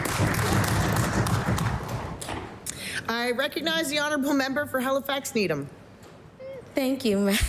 Thank you very much. Home sharing is not new. I don't know, maybe the young minister may not understand that that's been decades old. It's a fact. But Madam Speaker, this calls in the ability to assess value for dollar. This government is moving to punish people who rely on boarding arrangements while defending a $1.3 million program that failed to expand those same options. So, Madam Speaker, how can the minister stand by a housing program that did so little to house Nova Scotians? I recognize the Honourable Minister of Growth and Development. Madam Speaker, as a young and dedicated Minister to Housing, I will not shy away of our government's efforts to address the housing challenges in this province. Housing starts are up, Madam Speaker. Progress is being made. Vacancies are doubling, Madam Speaker, right across this province. Our commitment to Nova Scotians stands strong, and I encourage the NDP to start supporting initiatives that do just that.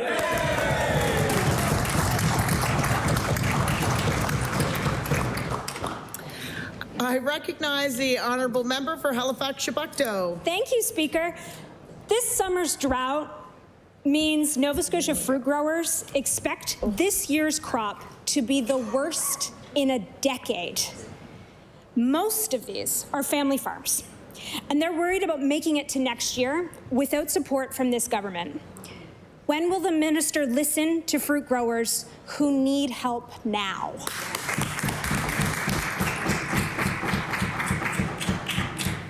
I recognize the Honourable Minister of Agriculture.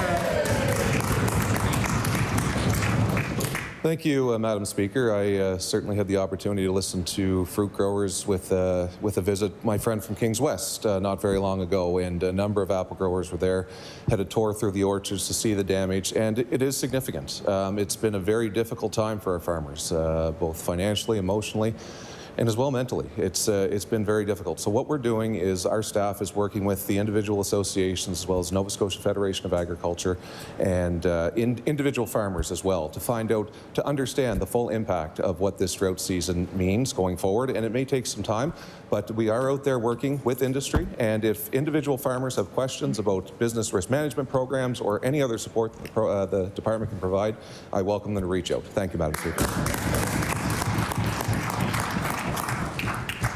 I recognize the Honourable Member for Halifax-Chebucto. Thank you, Speaker, and I thank the minister for that sincere answer. This is a vital, mostly rural, local industry that has not gotten the support it needs from this province. Previous programs aimed at helping have actually penalized growers who have taken out insurance. These hard-working fruit growers are doing everything they can just to get by. Why does this government keep making it harder for growers in this province?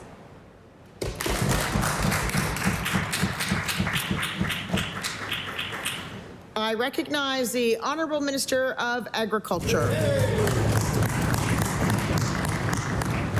Thank you, Madam Speaker. We never want to make things harder for our farmers. We understand that there are challenges each and every day on top of the weather events that we see, such as this past drought season.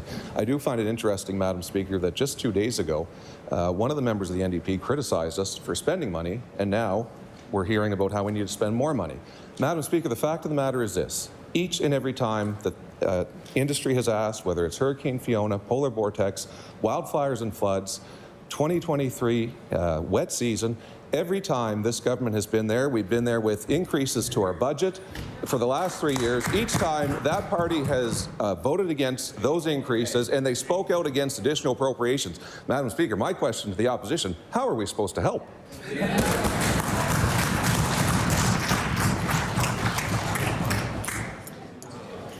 I recognize the Honourable Member for Sackville-Cobequid. Thank you, Madam Speaker. Last year, the Auditor General found a 60% increase in school violence over the past 7 years. Teachers and students and families have been raising the alarm on this issue all along, yet the government ignored those warnings until the problem reached crisis levels. How did school violence become so pervasive under this government's watch? I recognize the Honourable Minister of Education. Thank you, Madam Speaker. We actually did the exact opposite, Madam Speaker. We listened to the NSTU, Madam Speaker. We listened to teachers, Madam Speaker. We listened to staff, Madam Speaker. That's why we have a code of conduct. And I want to thank everyone involved in the code of conduct. By all means, it's been a huge success. I recognize the Honourable Member for Sackville-Cobequid. Thank you, Speaker. We all understand the minister says the new code of conduct will make schools safer, but school staff have been clear for years that they feel unprepared and unsupported at school, without enough counselors, psychologists, or specialists to deal with overwhelming caseloads that prevent school violence. How does this government expect a mere policy change alone to stem the tide of epidemic school violence? I recognize the Honourable Minister of Education. Madam Speaker, it's not just words, it's action. And if he doesn't want to take my words for it, he can reach out to one of his friends, Peter Day, who's been on the radio saying how much of a success the code of conduct has been. I recognize the Honourable Member for Cumberland North. Thank you, Madam Speaker. My question is for the Minister of Health. Nova Scotians expect that when they enter an emergency room in crisis that they will be cared for in a timely and safe manner. But sadly, we all know here that is not always the case in our province today. I first met Sheila and Wesley Lees after the devastating loss of their daughter, Siobhan, who died of sepsis after waiting for hours for care. Despite being triaged as a level 1, she was one of several patients that one nurse had to care for. If she had lived in British Columbia, for example, she would have been receiving one-to-one nursing because of where she was triaged. So my question to the minister is, will she let us know, is any work being done here in Nova Scotia in her department to implement minimum nurse-to-patient ratios? I recognize the Honourable Minister of Health and Wellness. So thank you, Madam Speaker. So in Nova Scotia, there are no minimum ratios for staffing. The staffing does depend on the acuity in a unit. And not only do we look at nursing, but we also look at other allied healthcare professionals that can work in that space. So in the emergency room, there's been a big focus on the staffing model there. We've introduced physician assistants as an example. We've introduced nurse practitioners. It's not only just the numbers as well, Speaker. It also matters around the competencies of the people that are working working there. It also matters about the years of experience and ways in which we can look at the skill mix to make sure that we have the best number of people who are trained to be in these critical care areas on shift as we move forward.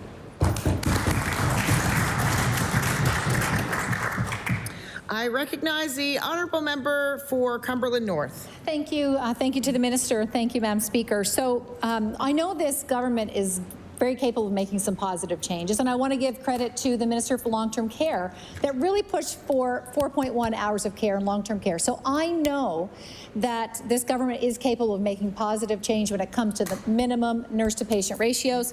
We can follow the lead of British Columbia as well as Ontario are looking at this. The Canadian Confederation of Nurses Unions are recommending this as well. And we also know it will help to improve not only patient care, but also nurse workplace safety. So my question to the minister was, will she commit today to meeting with the family of Siobhan and look at implementing nurse-to-patient ratios? Thank you. I recognize the Honourable Minister of Health and Wellness. Thank you. Thank you, Madam Speaker. And I want to acknowledge that the Lees family is here today, and the advocacy that they've done has been commendable in Nova Scotia Health, not only around ratios, but also around sepsis care in the province. And we actually are, as a province, Nova Scotia Health is country leading in sepsis care as a result of families like theirs who have stepped forward to advocate on behalf of families.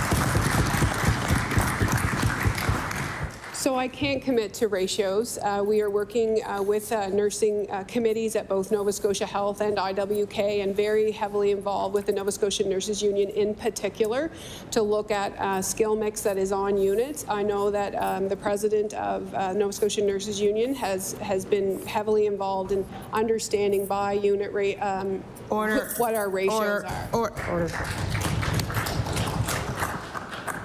I recognize the honourable member for Fairview Clayton Park. Children and youth are some of our most vulnerable citizens. Recent accounts of abuse and preventable deaths make this fact painfully clear. We owe it to young people to do everything possible to prevent future tragedies. How much longer will the minister make our young people wait for a child and youth advocate? I recognize the Honourable Minister of Opportunities and Social Development. Well, thank you, Madam Speaker. I'm reminded it was our party that brought this forward and passed the legislation. Regulations are underway. I was briefed even as early as this week about the regulations that we're working on. The legislation will be proclaimed, and I'm hoping that in a very soon I'll have better news about a timeline.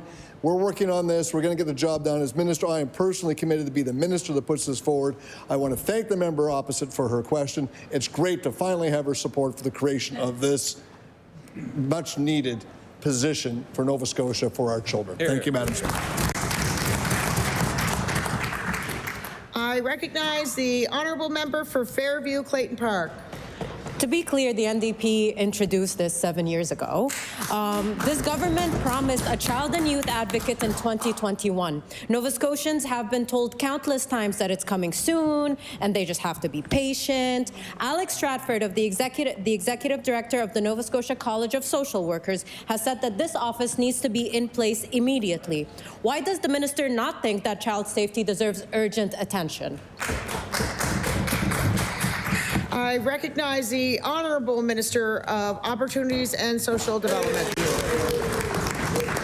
Of course, child safety is paramount. It's one of the paramount concerns as minister that I task my staff with each and every day. It's our responsibility to make sure children have adequate protection and adequate supports, and I can credit my department for doing that each and every day. We're working on this particular position. It's going to be a Nova Scotia-made solution for support of Nova Scotian children. We also have the position of the Ombudsman right now that supports children, but this legislation is going to be proclaimed. Good news is coming. I just want the members of this legislature to understand we're going to make sure this is done right for our children. Hear, hear. They're that important, Madam Speaker. I recognize the honourable member for Dartmouth North. Madam Speaker, the Department of Opportunities and Social Development has emphasized the importance of natural supports in the remedy that the government has agreed to address systemic discrimination against Nova Scotians with disabilities. That mostly means that family members will be providing necessary care. However, many people supported by the remedy due to age, disability, geographic isolation, or lack of family do not have access to these supports. Will this government admit that relying on natural supports will leave many people behind? I recognize the Honourable Minister of Opportunities and Social Development. Madam Speaker, the courts made the ruling that we'd had systemic discrimination in the way we were treating disabilities in Nova Scotia for generations. It is this government and this party that is rectifying that. We are investing money to 130% more in support of disabilities, $130 million this year. We're going to leave no one with disabilities behind. We're working to have housing. We're working to have medical care. The remedy will be implemented on time and in support. I think that every family with people with disabilities, our commitment to you is we stand for you, we're there to support you, and we're going to get the job done, Madam Speaker. I recognize the honourable member for Dartmouth North. Madam Speaker, the conversation about the province's human rights remedy has focused on residential services, but there's been little clarity on how the remedy will impact adult day programs. Many people rely on these programs for peer connection, supported employment, and daily structure. They've heard little from this government about how these vital services fit into the remedy's implementation plan. When will the minister prioritize these programs and implement a strategy around them? I recognize the Honourable Minister of Opportunities and Social Development. Madam Speaker, we have tremendous service providers working with people with disabilities across Nova Scotia in day programs. One of the things we've done as part of the remedy is put forward the Service Evolution Fund. That's $1 million a year to help them transition to make sure that they meet the requirements of the court-ordered remedy. We're working with these day programs. We have money to help them transition, and we're going to be there to support them each and every day, Madam Speaker.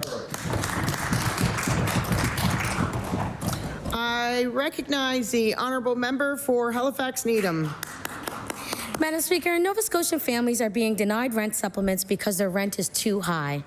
Seems counterintuitive to the point of the program. That's because the threshold the supplements are based on and are linked to rent prices that are outdated and out of touch with reality. Madam Speaker, why is this government denying Nova Scotian families the support they need to pay their rent? I recognize the Honourable Minister of Growth and Development. Madam Speaker, at a time where perhaps other governments have been cutting in supporting Nova Scotians, we've actually increased our investment in rent supplements, Madam Speaker. We've quadrupled our investment to support more Nova Scotians. Last year, 12,000 Nova Scotians benefited from a rent supplement, Madam Speaker. We know there's more work to do. We actually have priority, for survivors of gender-based violence that we support as well, Madam Speaker. So we will continue to be there. We have put money on the table. We want to make sure that Nova Scotians know that we're not shying away from the challenges on housing. We'll continue to do just that. I recognize the honourable member for Halifax Needham. Thank you, Madam Speaker. So how come with all of these things that we have more folks struggling? Clearly something isn't working.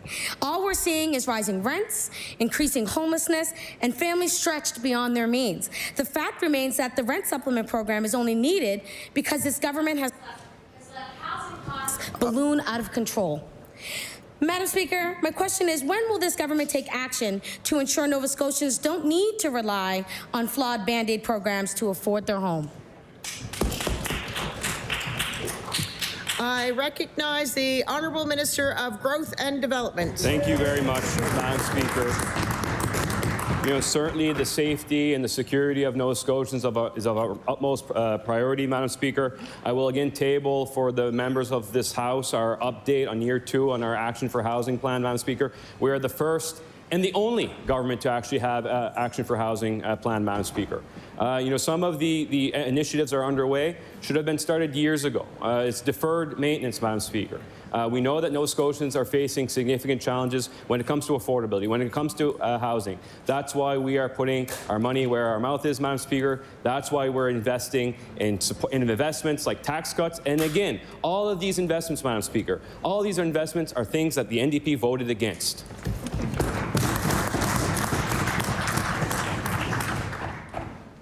I recognize the honourable member for Sydney, member 2. Thank you, Madam Speaker. Madam Speaker, I spent a lot of time this summer traveling around the province, and down in Yarmouth, business leaders told me about one of the major concerns around the power grid through Annapolis, Digby, and Yarmouth counties.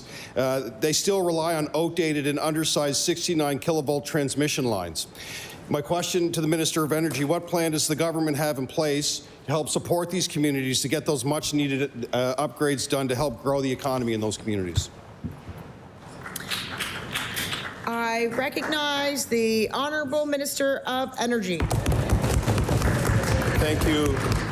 Thank you, Madam Speaker. And this gives me an opportunity to talk about the new IESO, Madam Speaker, and the role that they will play in identifying what are the needs of the system, Madam Speaker.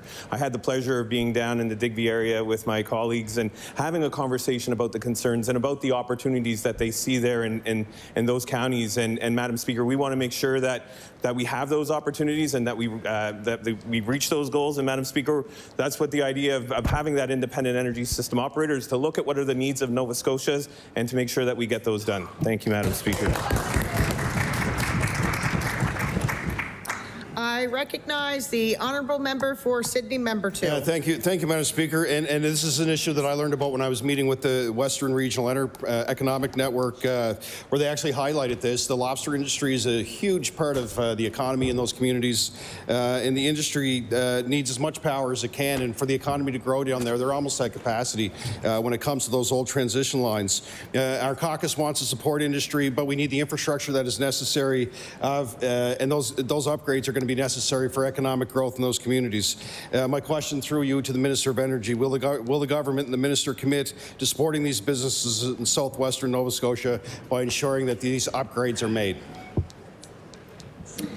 I recognize the Honourable Minister of Energy.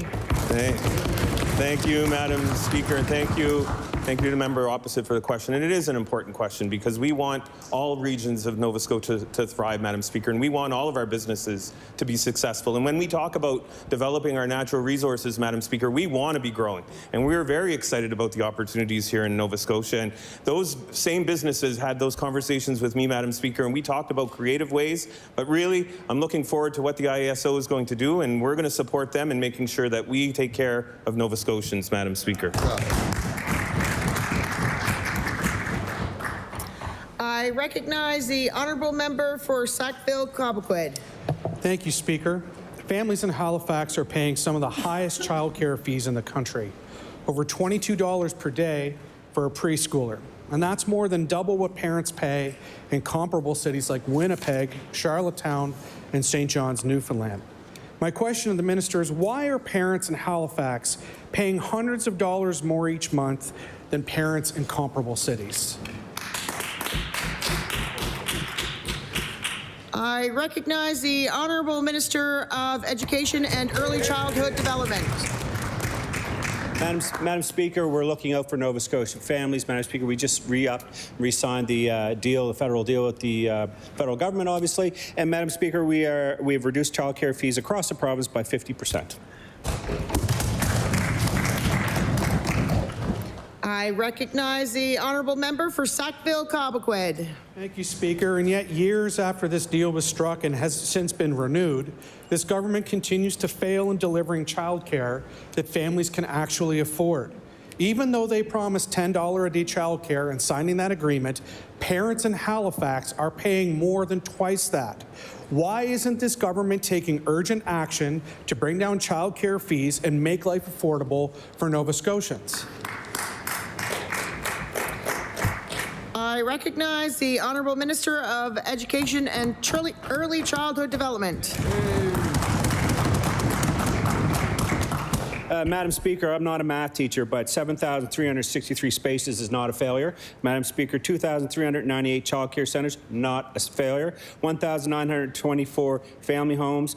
3,041 before and after school spaces, Madam Speaker, that's not a failure. He may call that a failure, but the Nova Scotians that use those programs do not.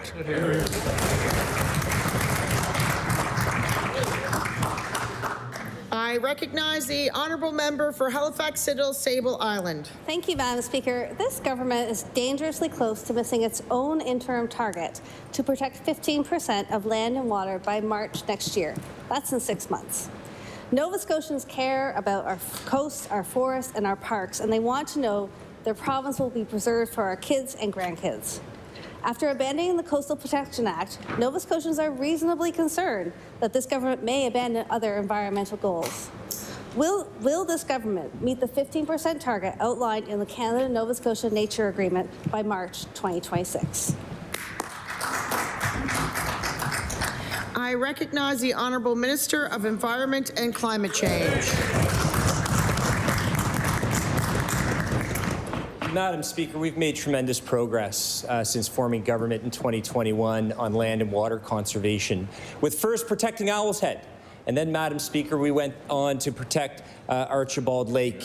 Currently, Madam Speaker, there's 13.7% of Nova Scotia land and water conserved. 13.1% is coastline that is preserved, Madam Speaker, and we remain committed to that 15% target to preserve 15% of land and water by the end of 2026. Madam Speaker, we are a government committed to this. That's why we granted $20 million to the Nova Scotia Crown Share Legacy to help preserve more land and water in Nova Scotia. Thank you, Madam Speaker. I recognize the honourable member for Halifax Sable Island. So I'm just trying to follow along. The minister has said that there's 13.7% and the deadline by the end of 2026. But I think our agreement is March 2026. Yeah. And the federal government gave our province $28.5 million to achieve this interim 15% target. We're running out of time. What's the plan for the remainder? The province hasn't even published a list of proposed lands and water for protection. Will the minister tell Nova Scotians what his government has done with the $28.5 million of federal funding that has been given that we haven't met our target yet? I recognize the Honourable Minister of Environment and Climate Change. So, Madam Speaker, 13.7% in Nova Scotia is protected. We have a 20% target by 2030. We're well over half our way to protecting land and water in Nova Scotia. Nova Scotians care deeply about this. That is why, Madam Speaker, as Minister, I continue to engage with key stakeholders like the Nature Conservancy of Canada. I continue to engage with the Nova Scotia Nature Trust. And as a matter of fact, just this summer, the Minister of Natural Resources and I had a great time up at the Tantramar Marsh with Ducks Unlimited. We remain committed to these goals. And, Madam Speaker, if Nova Scotians wish to have an area of land or water conserved, they can reach out to my department, the Department of Natural Resources, and together we'll work to achieve these targets for Nova Scotia. Thank you, Madam Speaker. I recognize the honourable member for Fairview Clayton Park. Under this government's watch, homelessness has skyrocketed. In Halifax, it's doubled since this government was elected. In Western Nova Scotia, it's nearly tripled, and I'll table that. Instead of bringing in real rent control and closing the fixed-term lease loophole, this government has made it easier to evict people. This government clearly has no plan for stopping Nova Scotians from being pushed into homelessness. Why won't this government protect renters and ensure Nova Scotians can afford a safe place to live? I recognize the Honourable Minister of Opportunities and Social Development. Well, thank you, Madam Speaker. This government has made unprecedented investments to expand our shelters and expand our supportive housing and other options for people that are homeless. We've reduced the amount of encampments around Halifax, working with our partners at the HRM.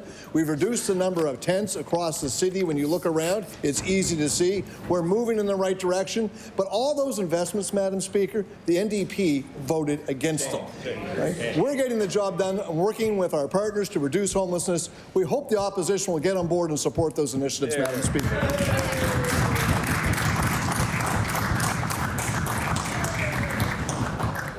order, please. The time allotted for oral questions put by members to the ministers has expired. We will now move on to government business. Oh, we'll take a 2-minute recess. 2-minute recess.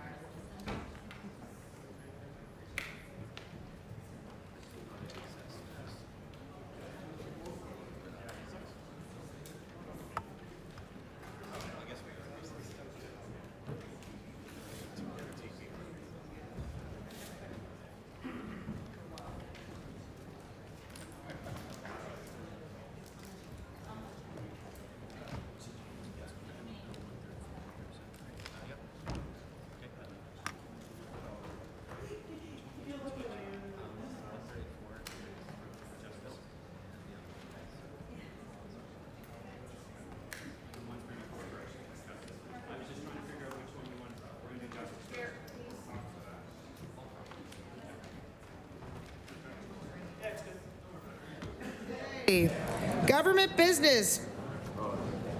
I recognize the Honourable Government Host Leader. Speaker, would you please call the order of business, public bills and orders? Public bills and orders. I recognize the Honourable Government Host Leader. Thank you, Madam Speaker. Would you please call public bills for second reading?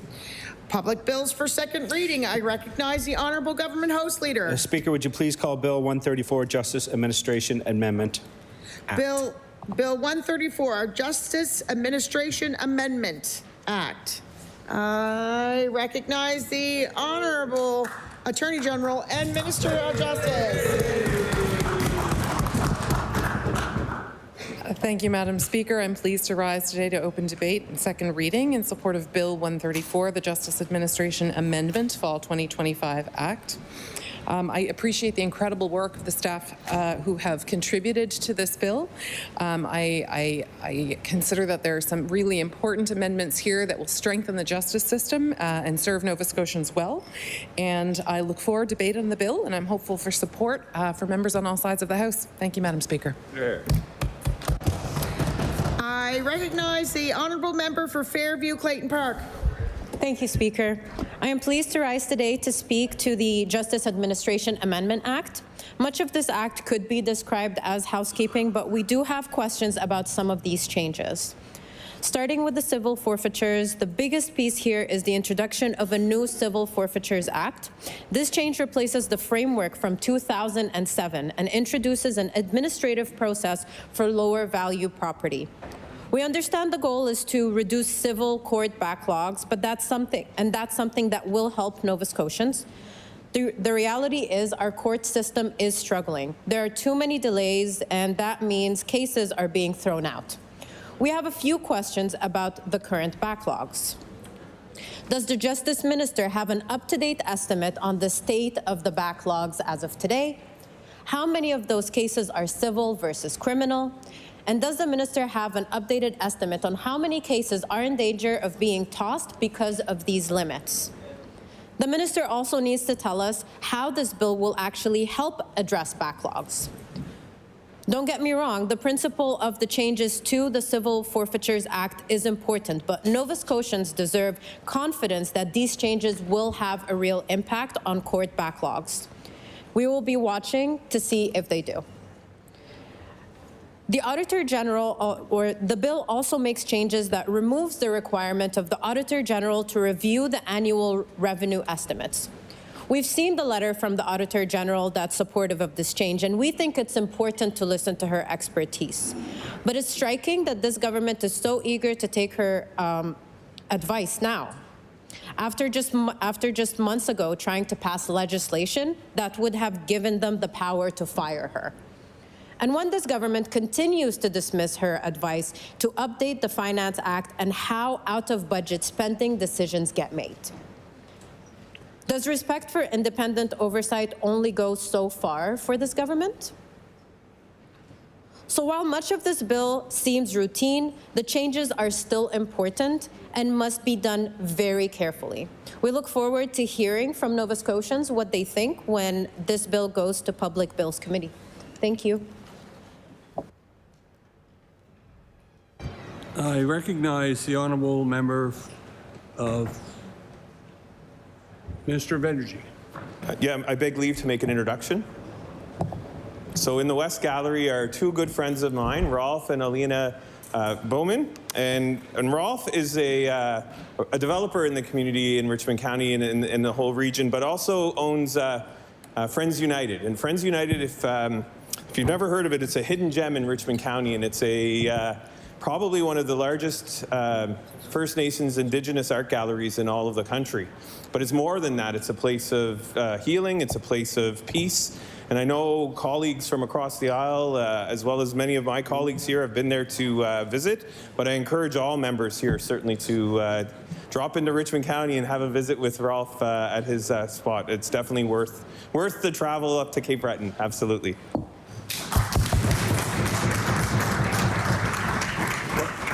Welcome, and I hope you enjoy your time with us here today.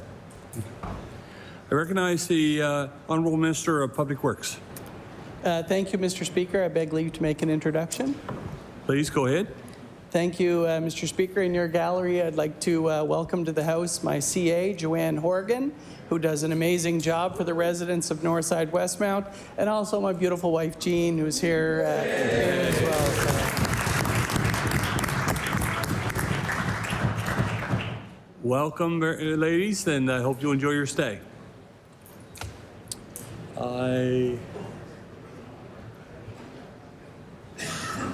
If I'm to recognize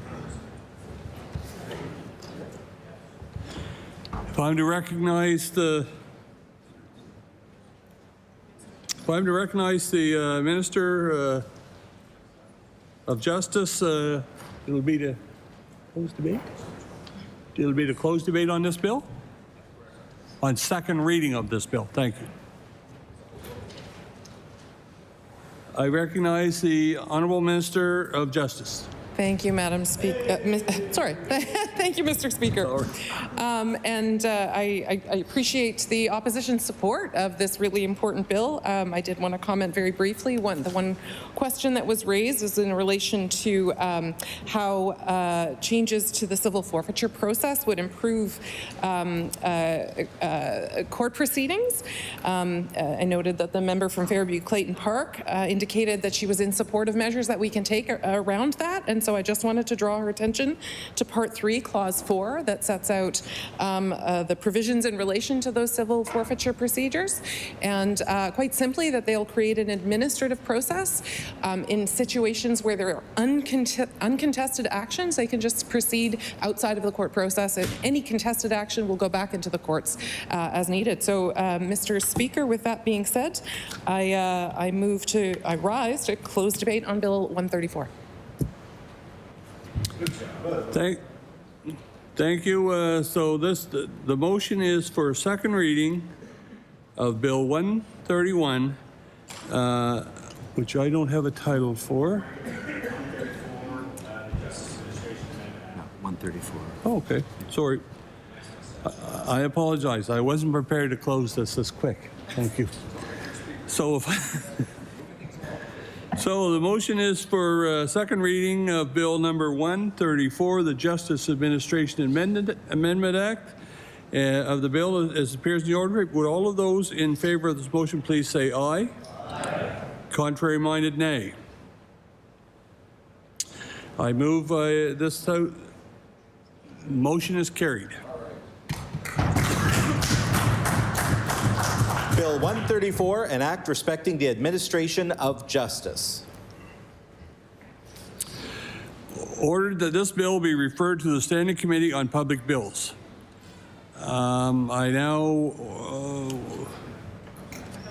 recognize the Government House Leader. Thank you, Madam Speaker. Madam Speaker, Mr. Speaker, would you please call Bill number 137, Making Business Easier Act, for second reading?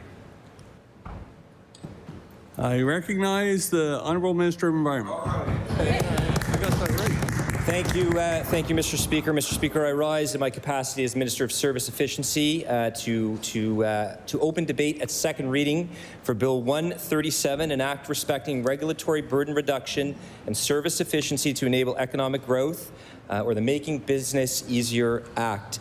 Mr. Speaker, I just want to take a moment and thank a number of key individuals who were instrumental in the development of this significant piece of legislation which will transform over time Nova Scotia. The greatest thing we can do for the next generation, Mr. Speaker, is to bring about good-paying jobs, bring about responsible resource development, bring about clean, renewable energy, and this bill is going to unburden Nova Scotia. Think of this as cleaning out your room. Mr. Speaker, you know, over the summer I made all my 4 kids clean out their rooms, get rid of things that were redundant, duplicative, that didn't make sense keeping anymore. And this is what this bill does, all the while ensuring that we protect all that we cherish, our environment, our health. Mr. Speaker, this is a significant piece of legislation, and it signals our commitment to make it easier to do business in Nova Scotia and signal that our province is open for business. Yesterday, when I did the technical briefing with the media, there were 9 government departments there. This was a big lift on the part of our team, and I want to take this opportunity and thank the professionals at the Office of Service Efficiency, at Environment and Climate Change, at Natural Resources, at Agriculture, Opportunities, so growth and development. So many departments involved in this. I want to thank them for their great work. I look forward to the comments from members opposite, and certainly I look forward to the comments from the public at Public Bills. Thank you, Mr. Speaker.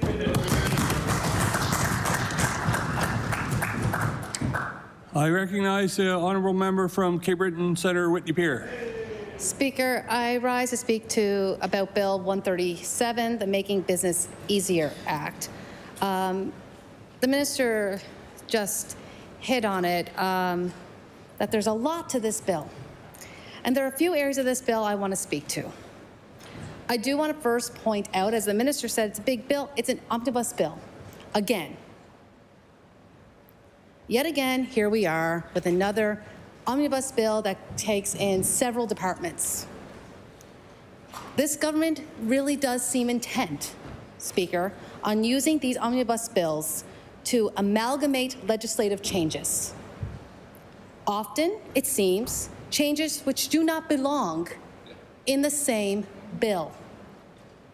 Nova Scotians want us to show up to work. They want us to show up to work for them. We should be doing that work. We should get the chance to review, absorb, discuss legislative changes properly. That is our role as MLAs, and Nova Scotians deserve a government that doesn't rush through the changes. Because as government understands, oftentimes when we rush through our work, or when the government side rushes through their work, there's unintended consequences. How many times has the government changed its own legislation because, oops-a-daisy, there was a mistake or there was an unintended consequence? Proper oversight is needed. Sometimes more faster just means more faster and we break things rather than actually fixing a problem that we're trying to solve. This government appears to want to limit that work. It appears that they don't want the added scrutiny. It appears they don't want the review by stakeholders. It appears they don't like to hear from Nova Scotians because, Mr. Speaker, we know that most of the time Nova Scotians, by the time they realize we've sat in the legislature, we're done because we don't sit long enough. We don't do the work long enough. Not like the House of Commons and not like almost every other legislature there is. This bill makes changes to the mining approval process. Nova Scotians want to ensure mining is carried out safely and thoughtfully in our province. Speaker, there have been too many tragedies in the mining sector because of improper oversight. Nova Scotians don't want their property rights infringed on. They don't want changes rushed through without consultation, as this government did earlier this year, when they removed the long-standing uranium mining moratorium, as well as the moratorium on fracking, with no notice or consultation. But this pattern, I've noted, that this government doesn't wish to have the scrutiny of their actions, or so it seems. The changes in this bill say it is streamlining mining projects, applications by creating a one-window approach as asked for by the Mining Association. And I have questions about what this means in relation to the findings of Westray and how those findings are honored with the changes being made, if in fact they are being honored. My fear is that this could remove some clear checks and balances that are currently in place for the mining approval process. My concern is that the bill will limit the ability of civil servants to thoroughly review mining projects. When the companies apply for the projects, they must submit reports to support their application. Under this law, it appears civil servants could be compelled to accept these reports paid for by the mining company. Of course, they have specific interests in the project going forward when they pay for the report. So you can see why checks and balances, Speaker, are very important. They are important to help ensure that projects are moving forward safely, that protect workers, that protect the properties and the people around those work sites. As I said, there have been too many tragedies. There's also a concern in this bill about removing protections for wildlife habitat. Right now, when a piece of Crown land is found to be a significant wildlife habitat, it can't be sold without approval by Cabinet. It isn't clear to me why the government would make it easier to sell off important, ecological significant land.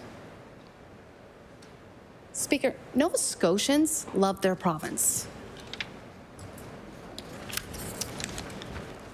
As a Cape Bretoner, I must say, in Cape Breton right now, the leaves are starting to turn at beautiful Celtic colors.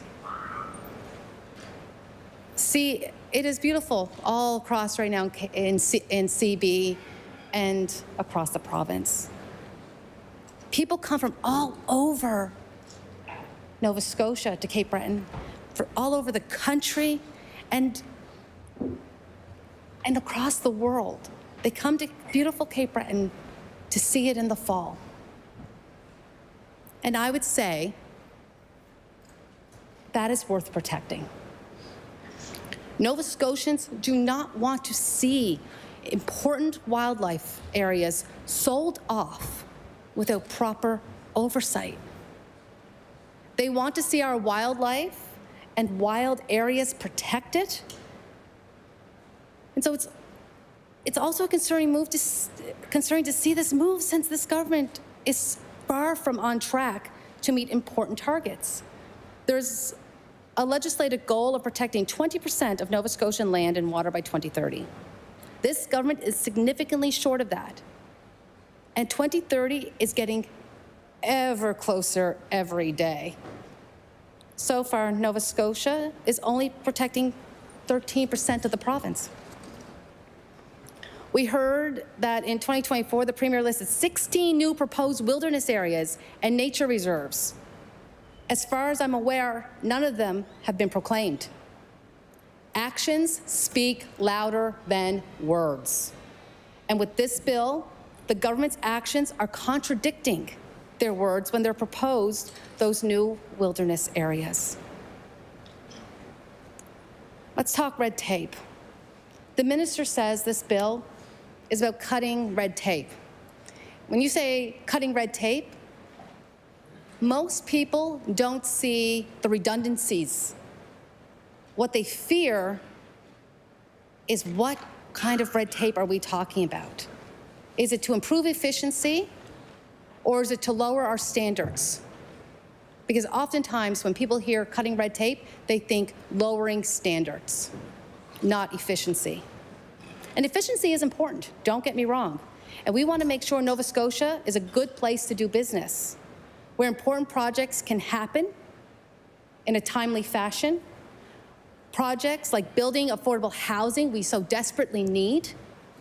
No one wants unnecessary burdens.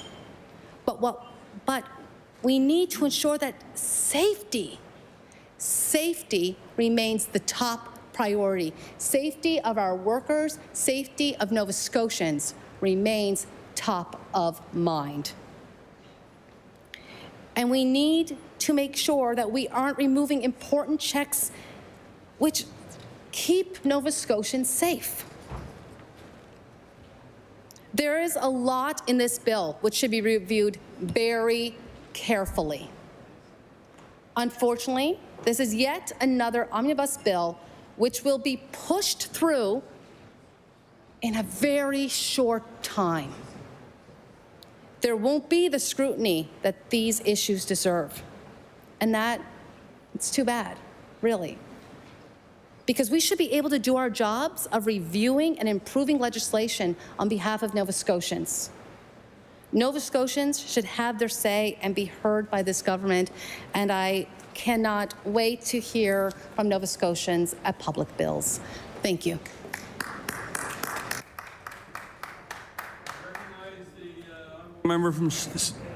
I recognize the honourable member from Sydney, member 2. Thank you, Mr. Chair. I'm going to be brief on this. We actually support the reduction of red tape.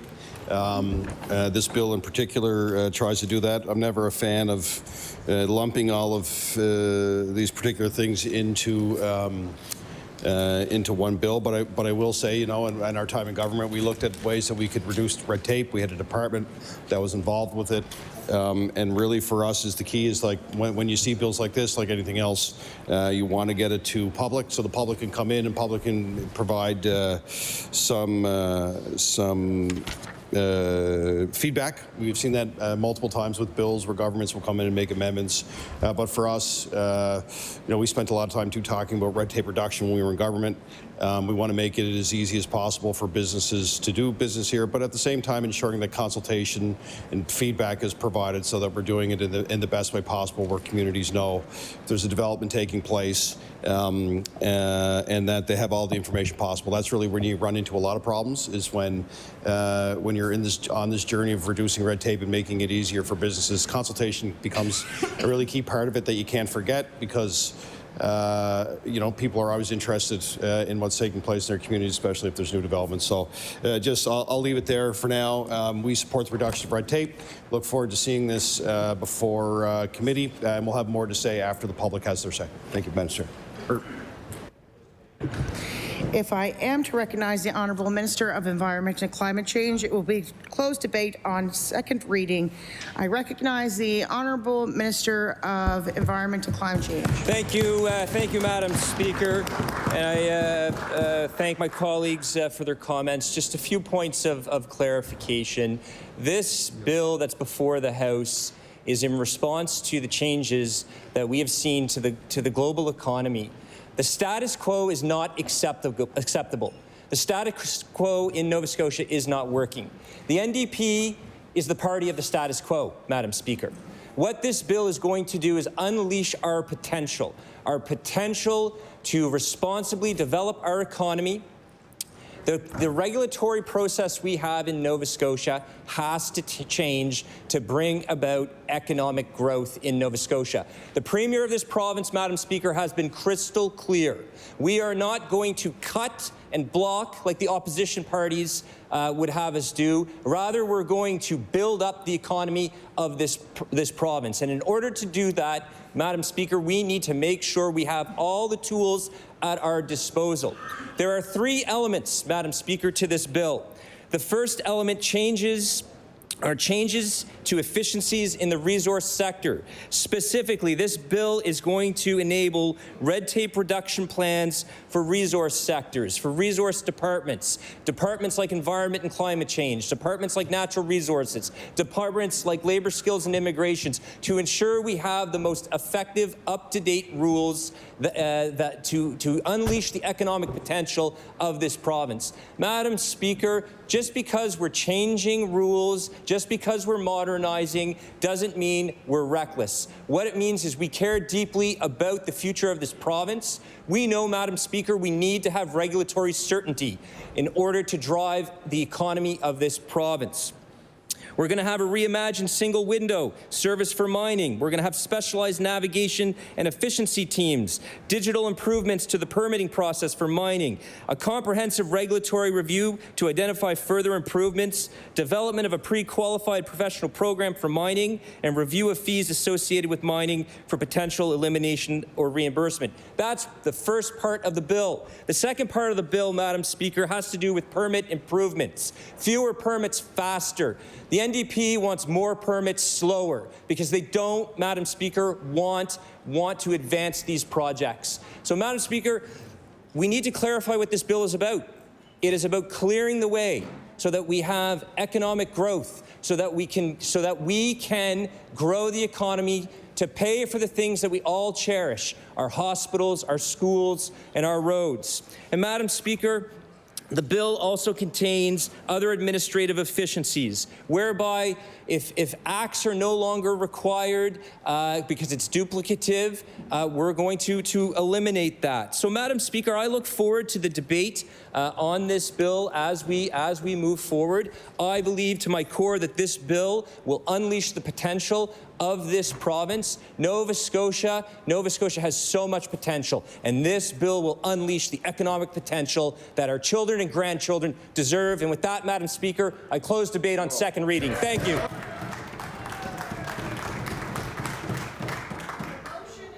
For second reading of Bill 137, Making Business Easier Act, would all those in favor of the motion please say aye?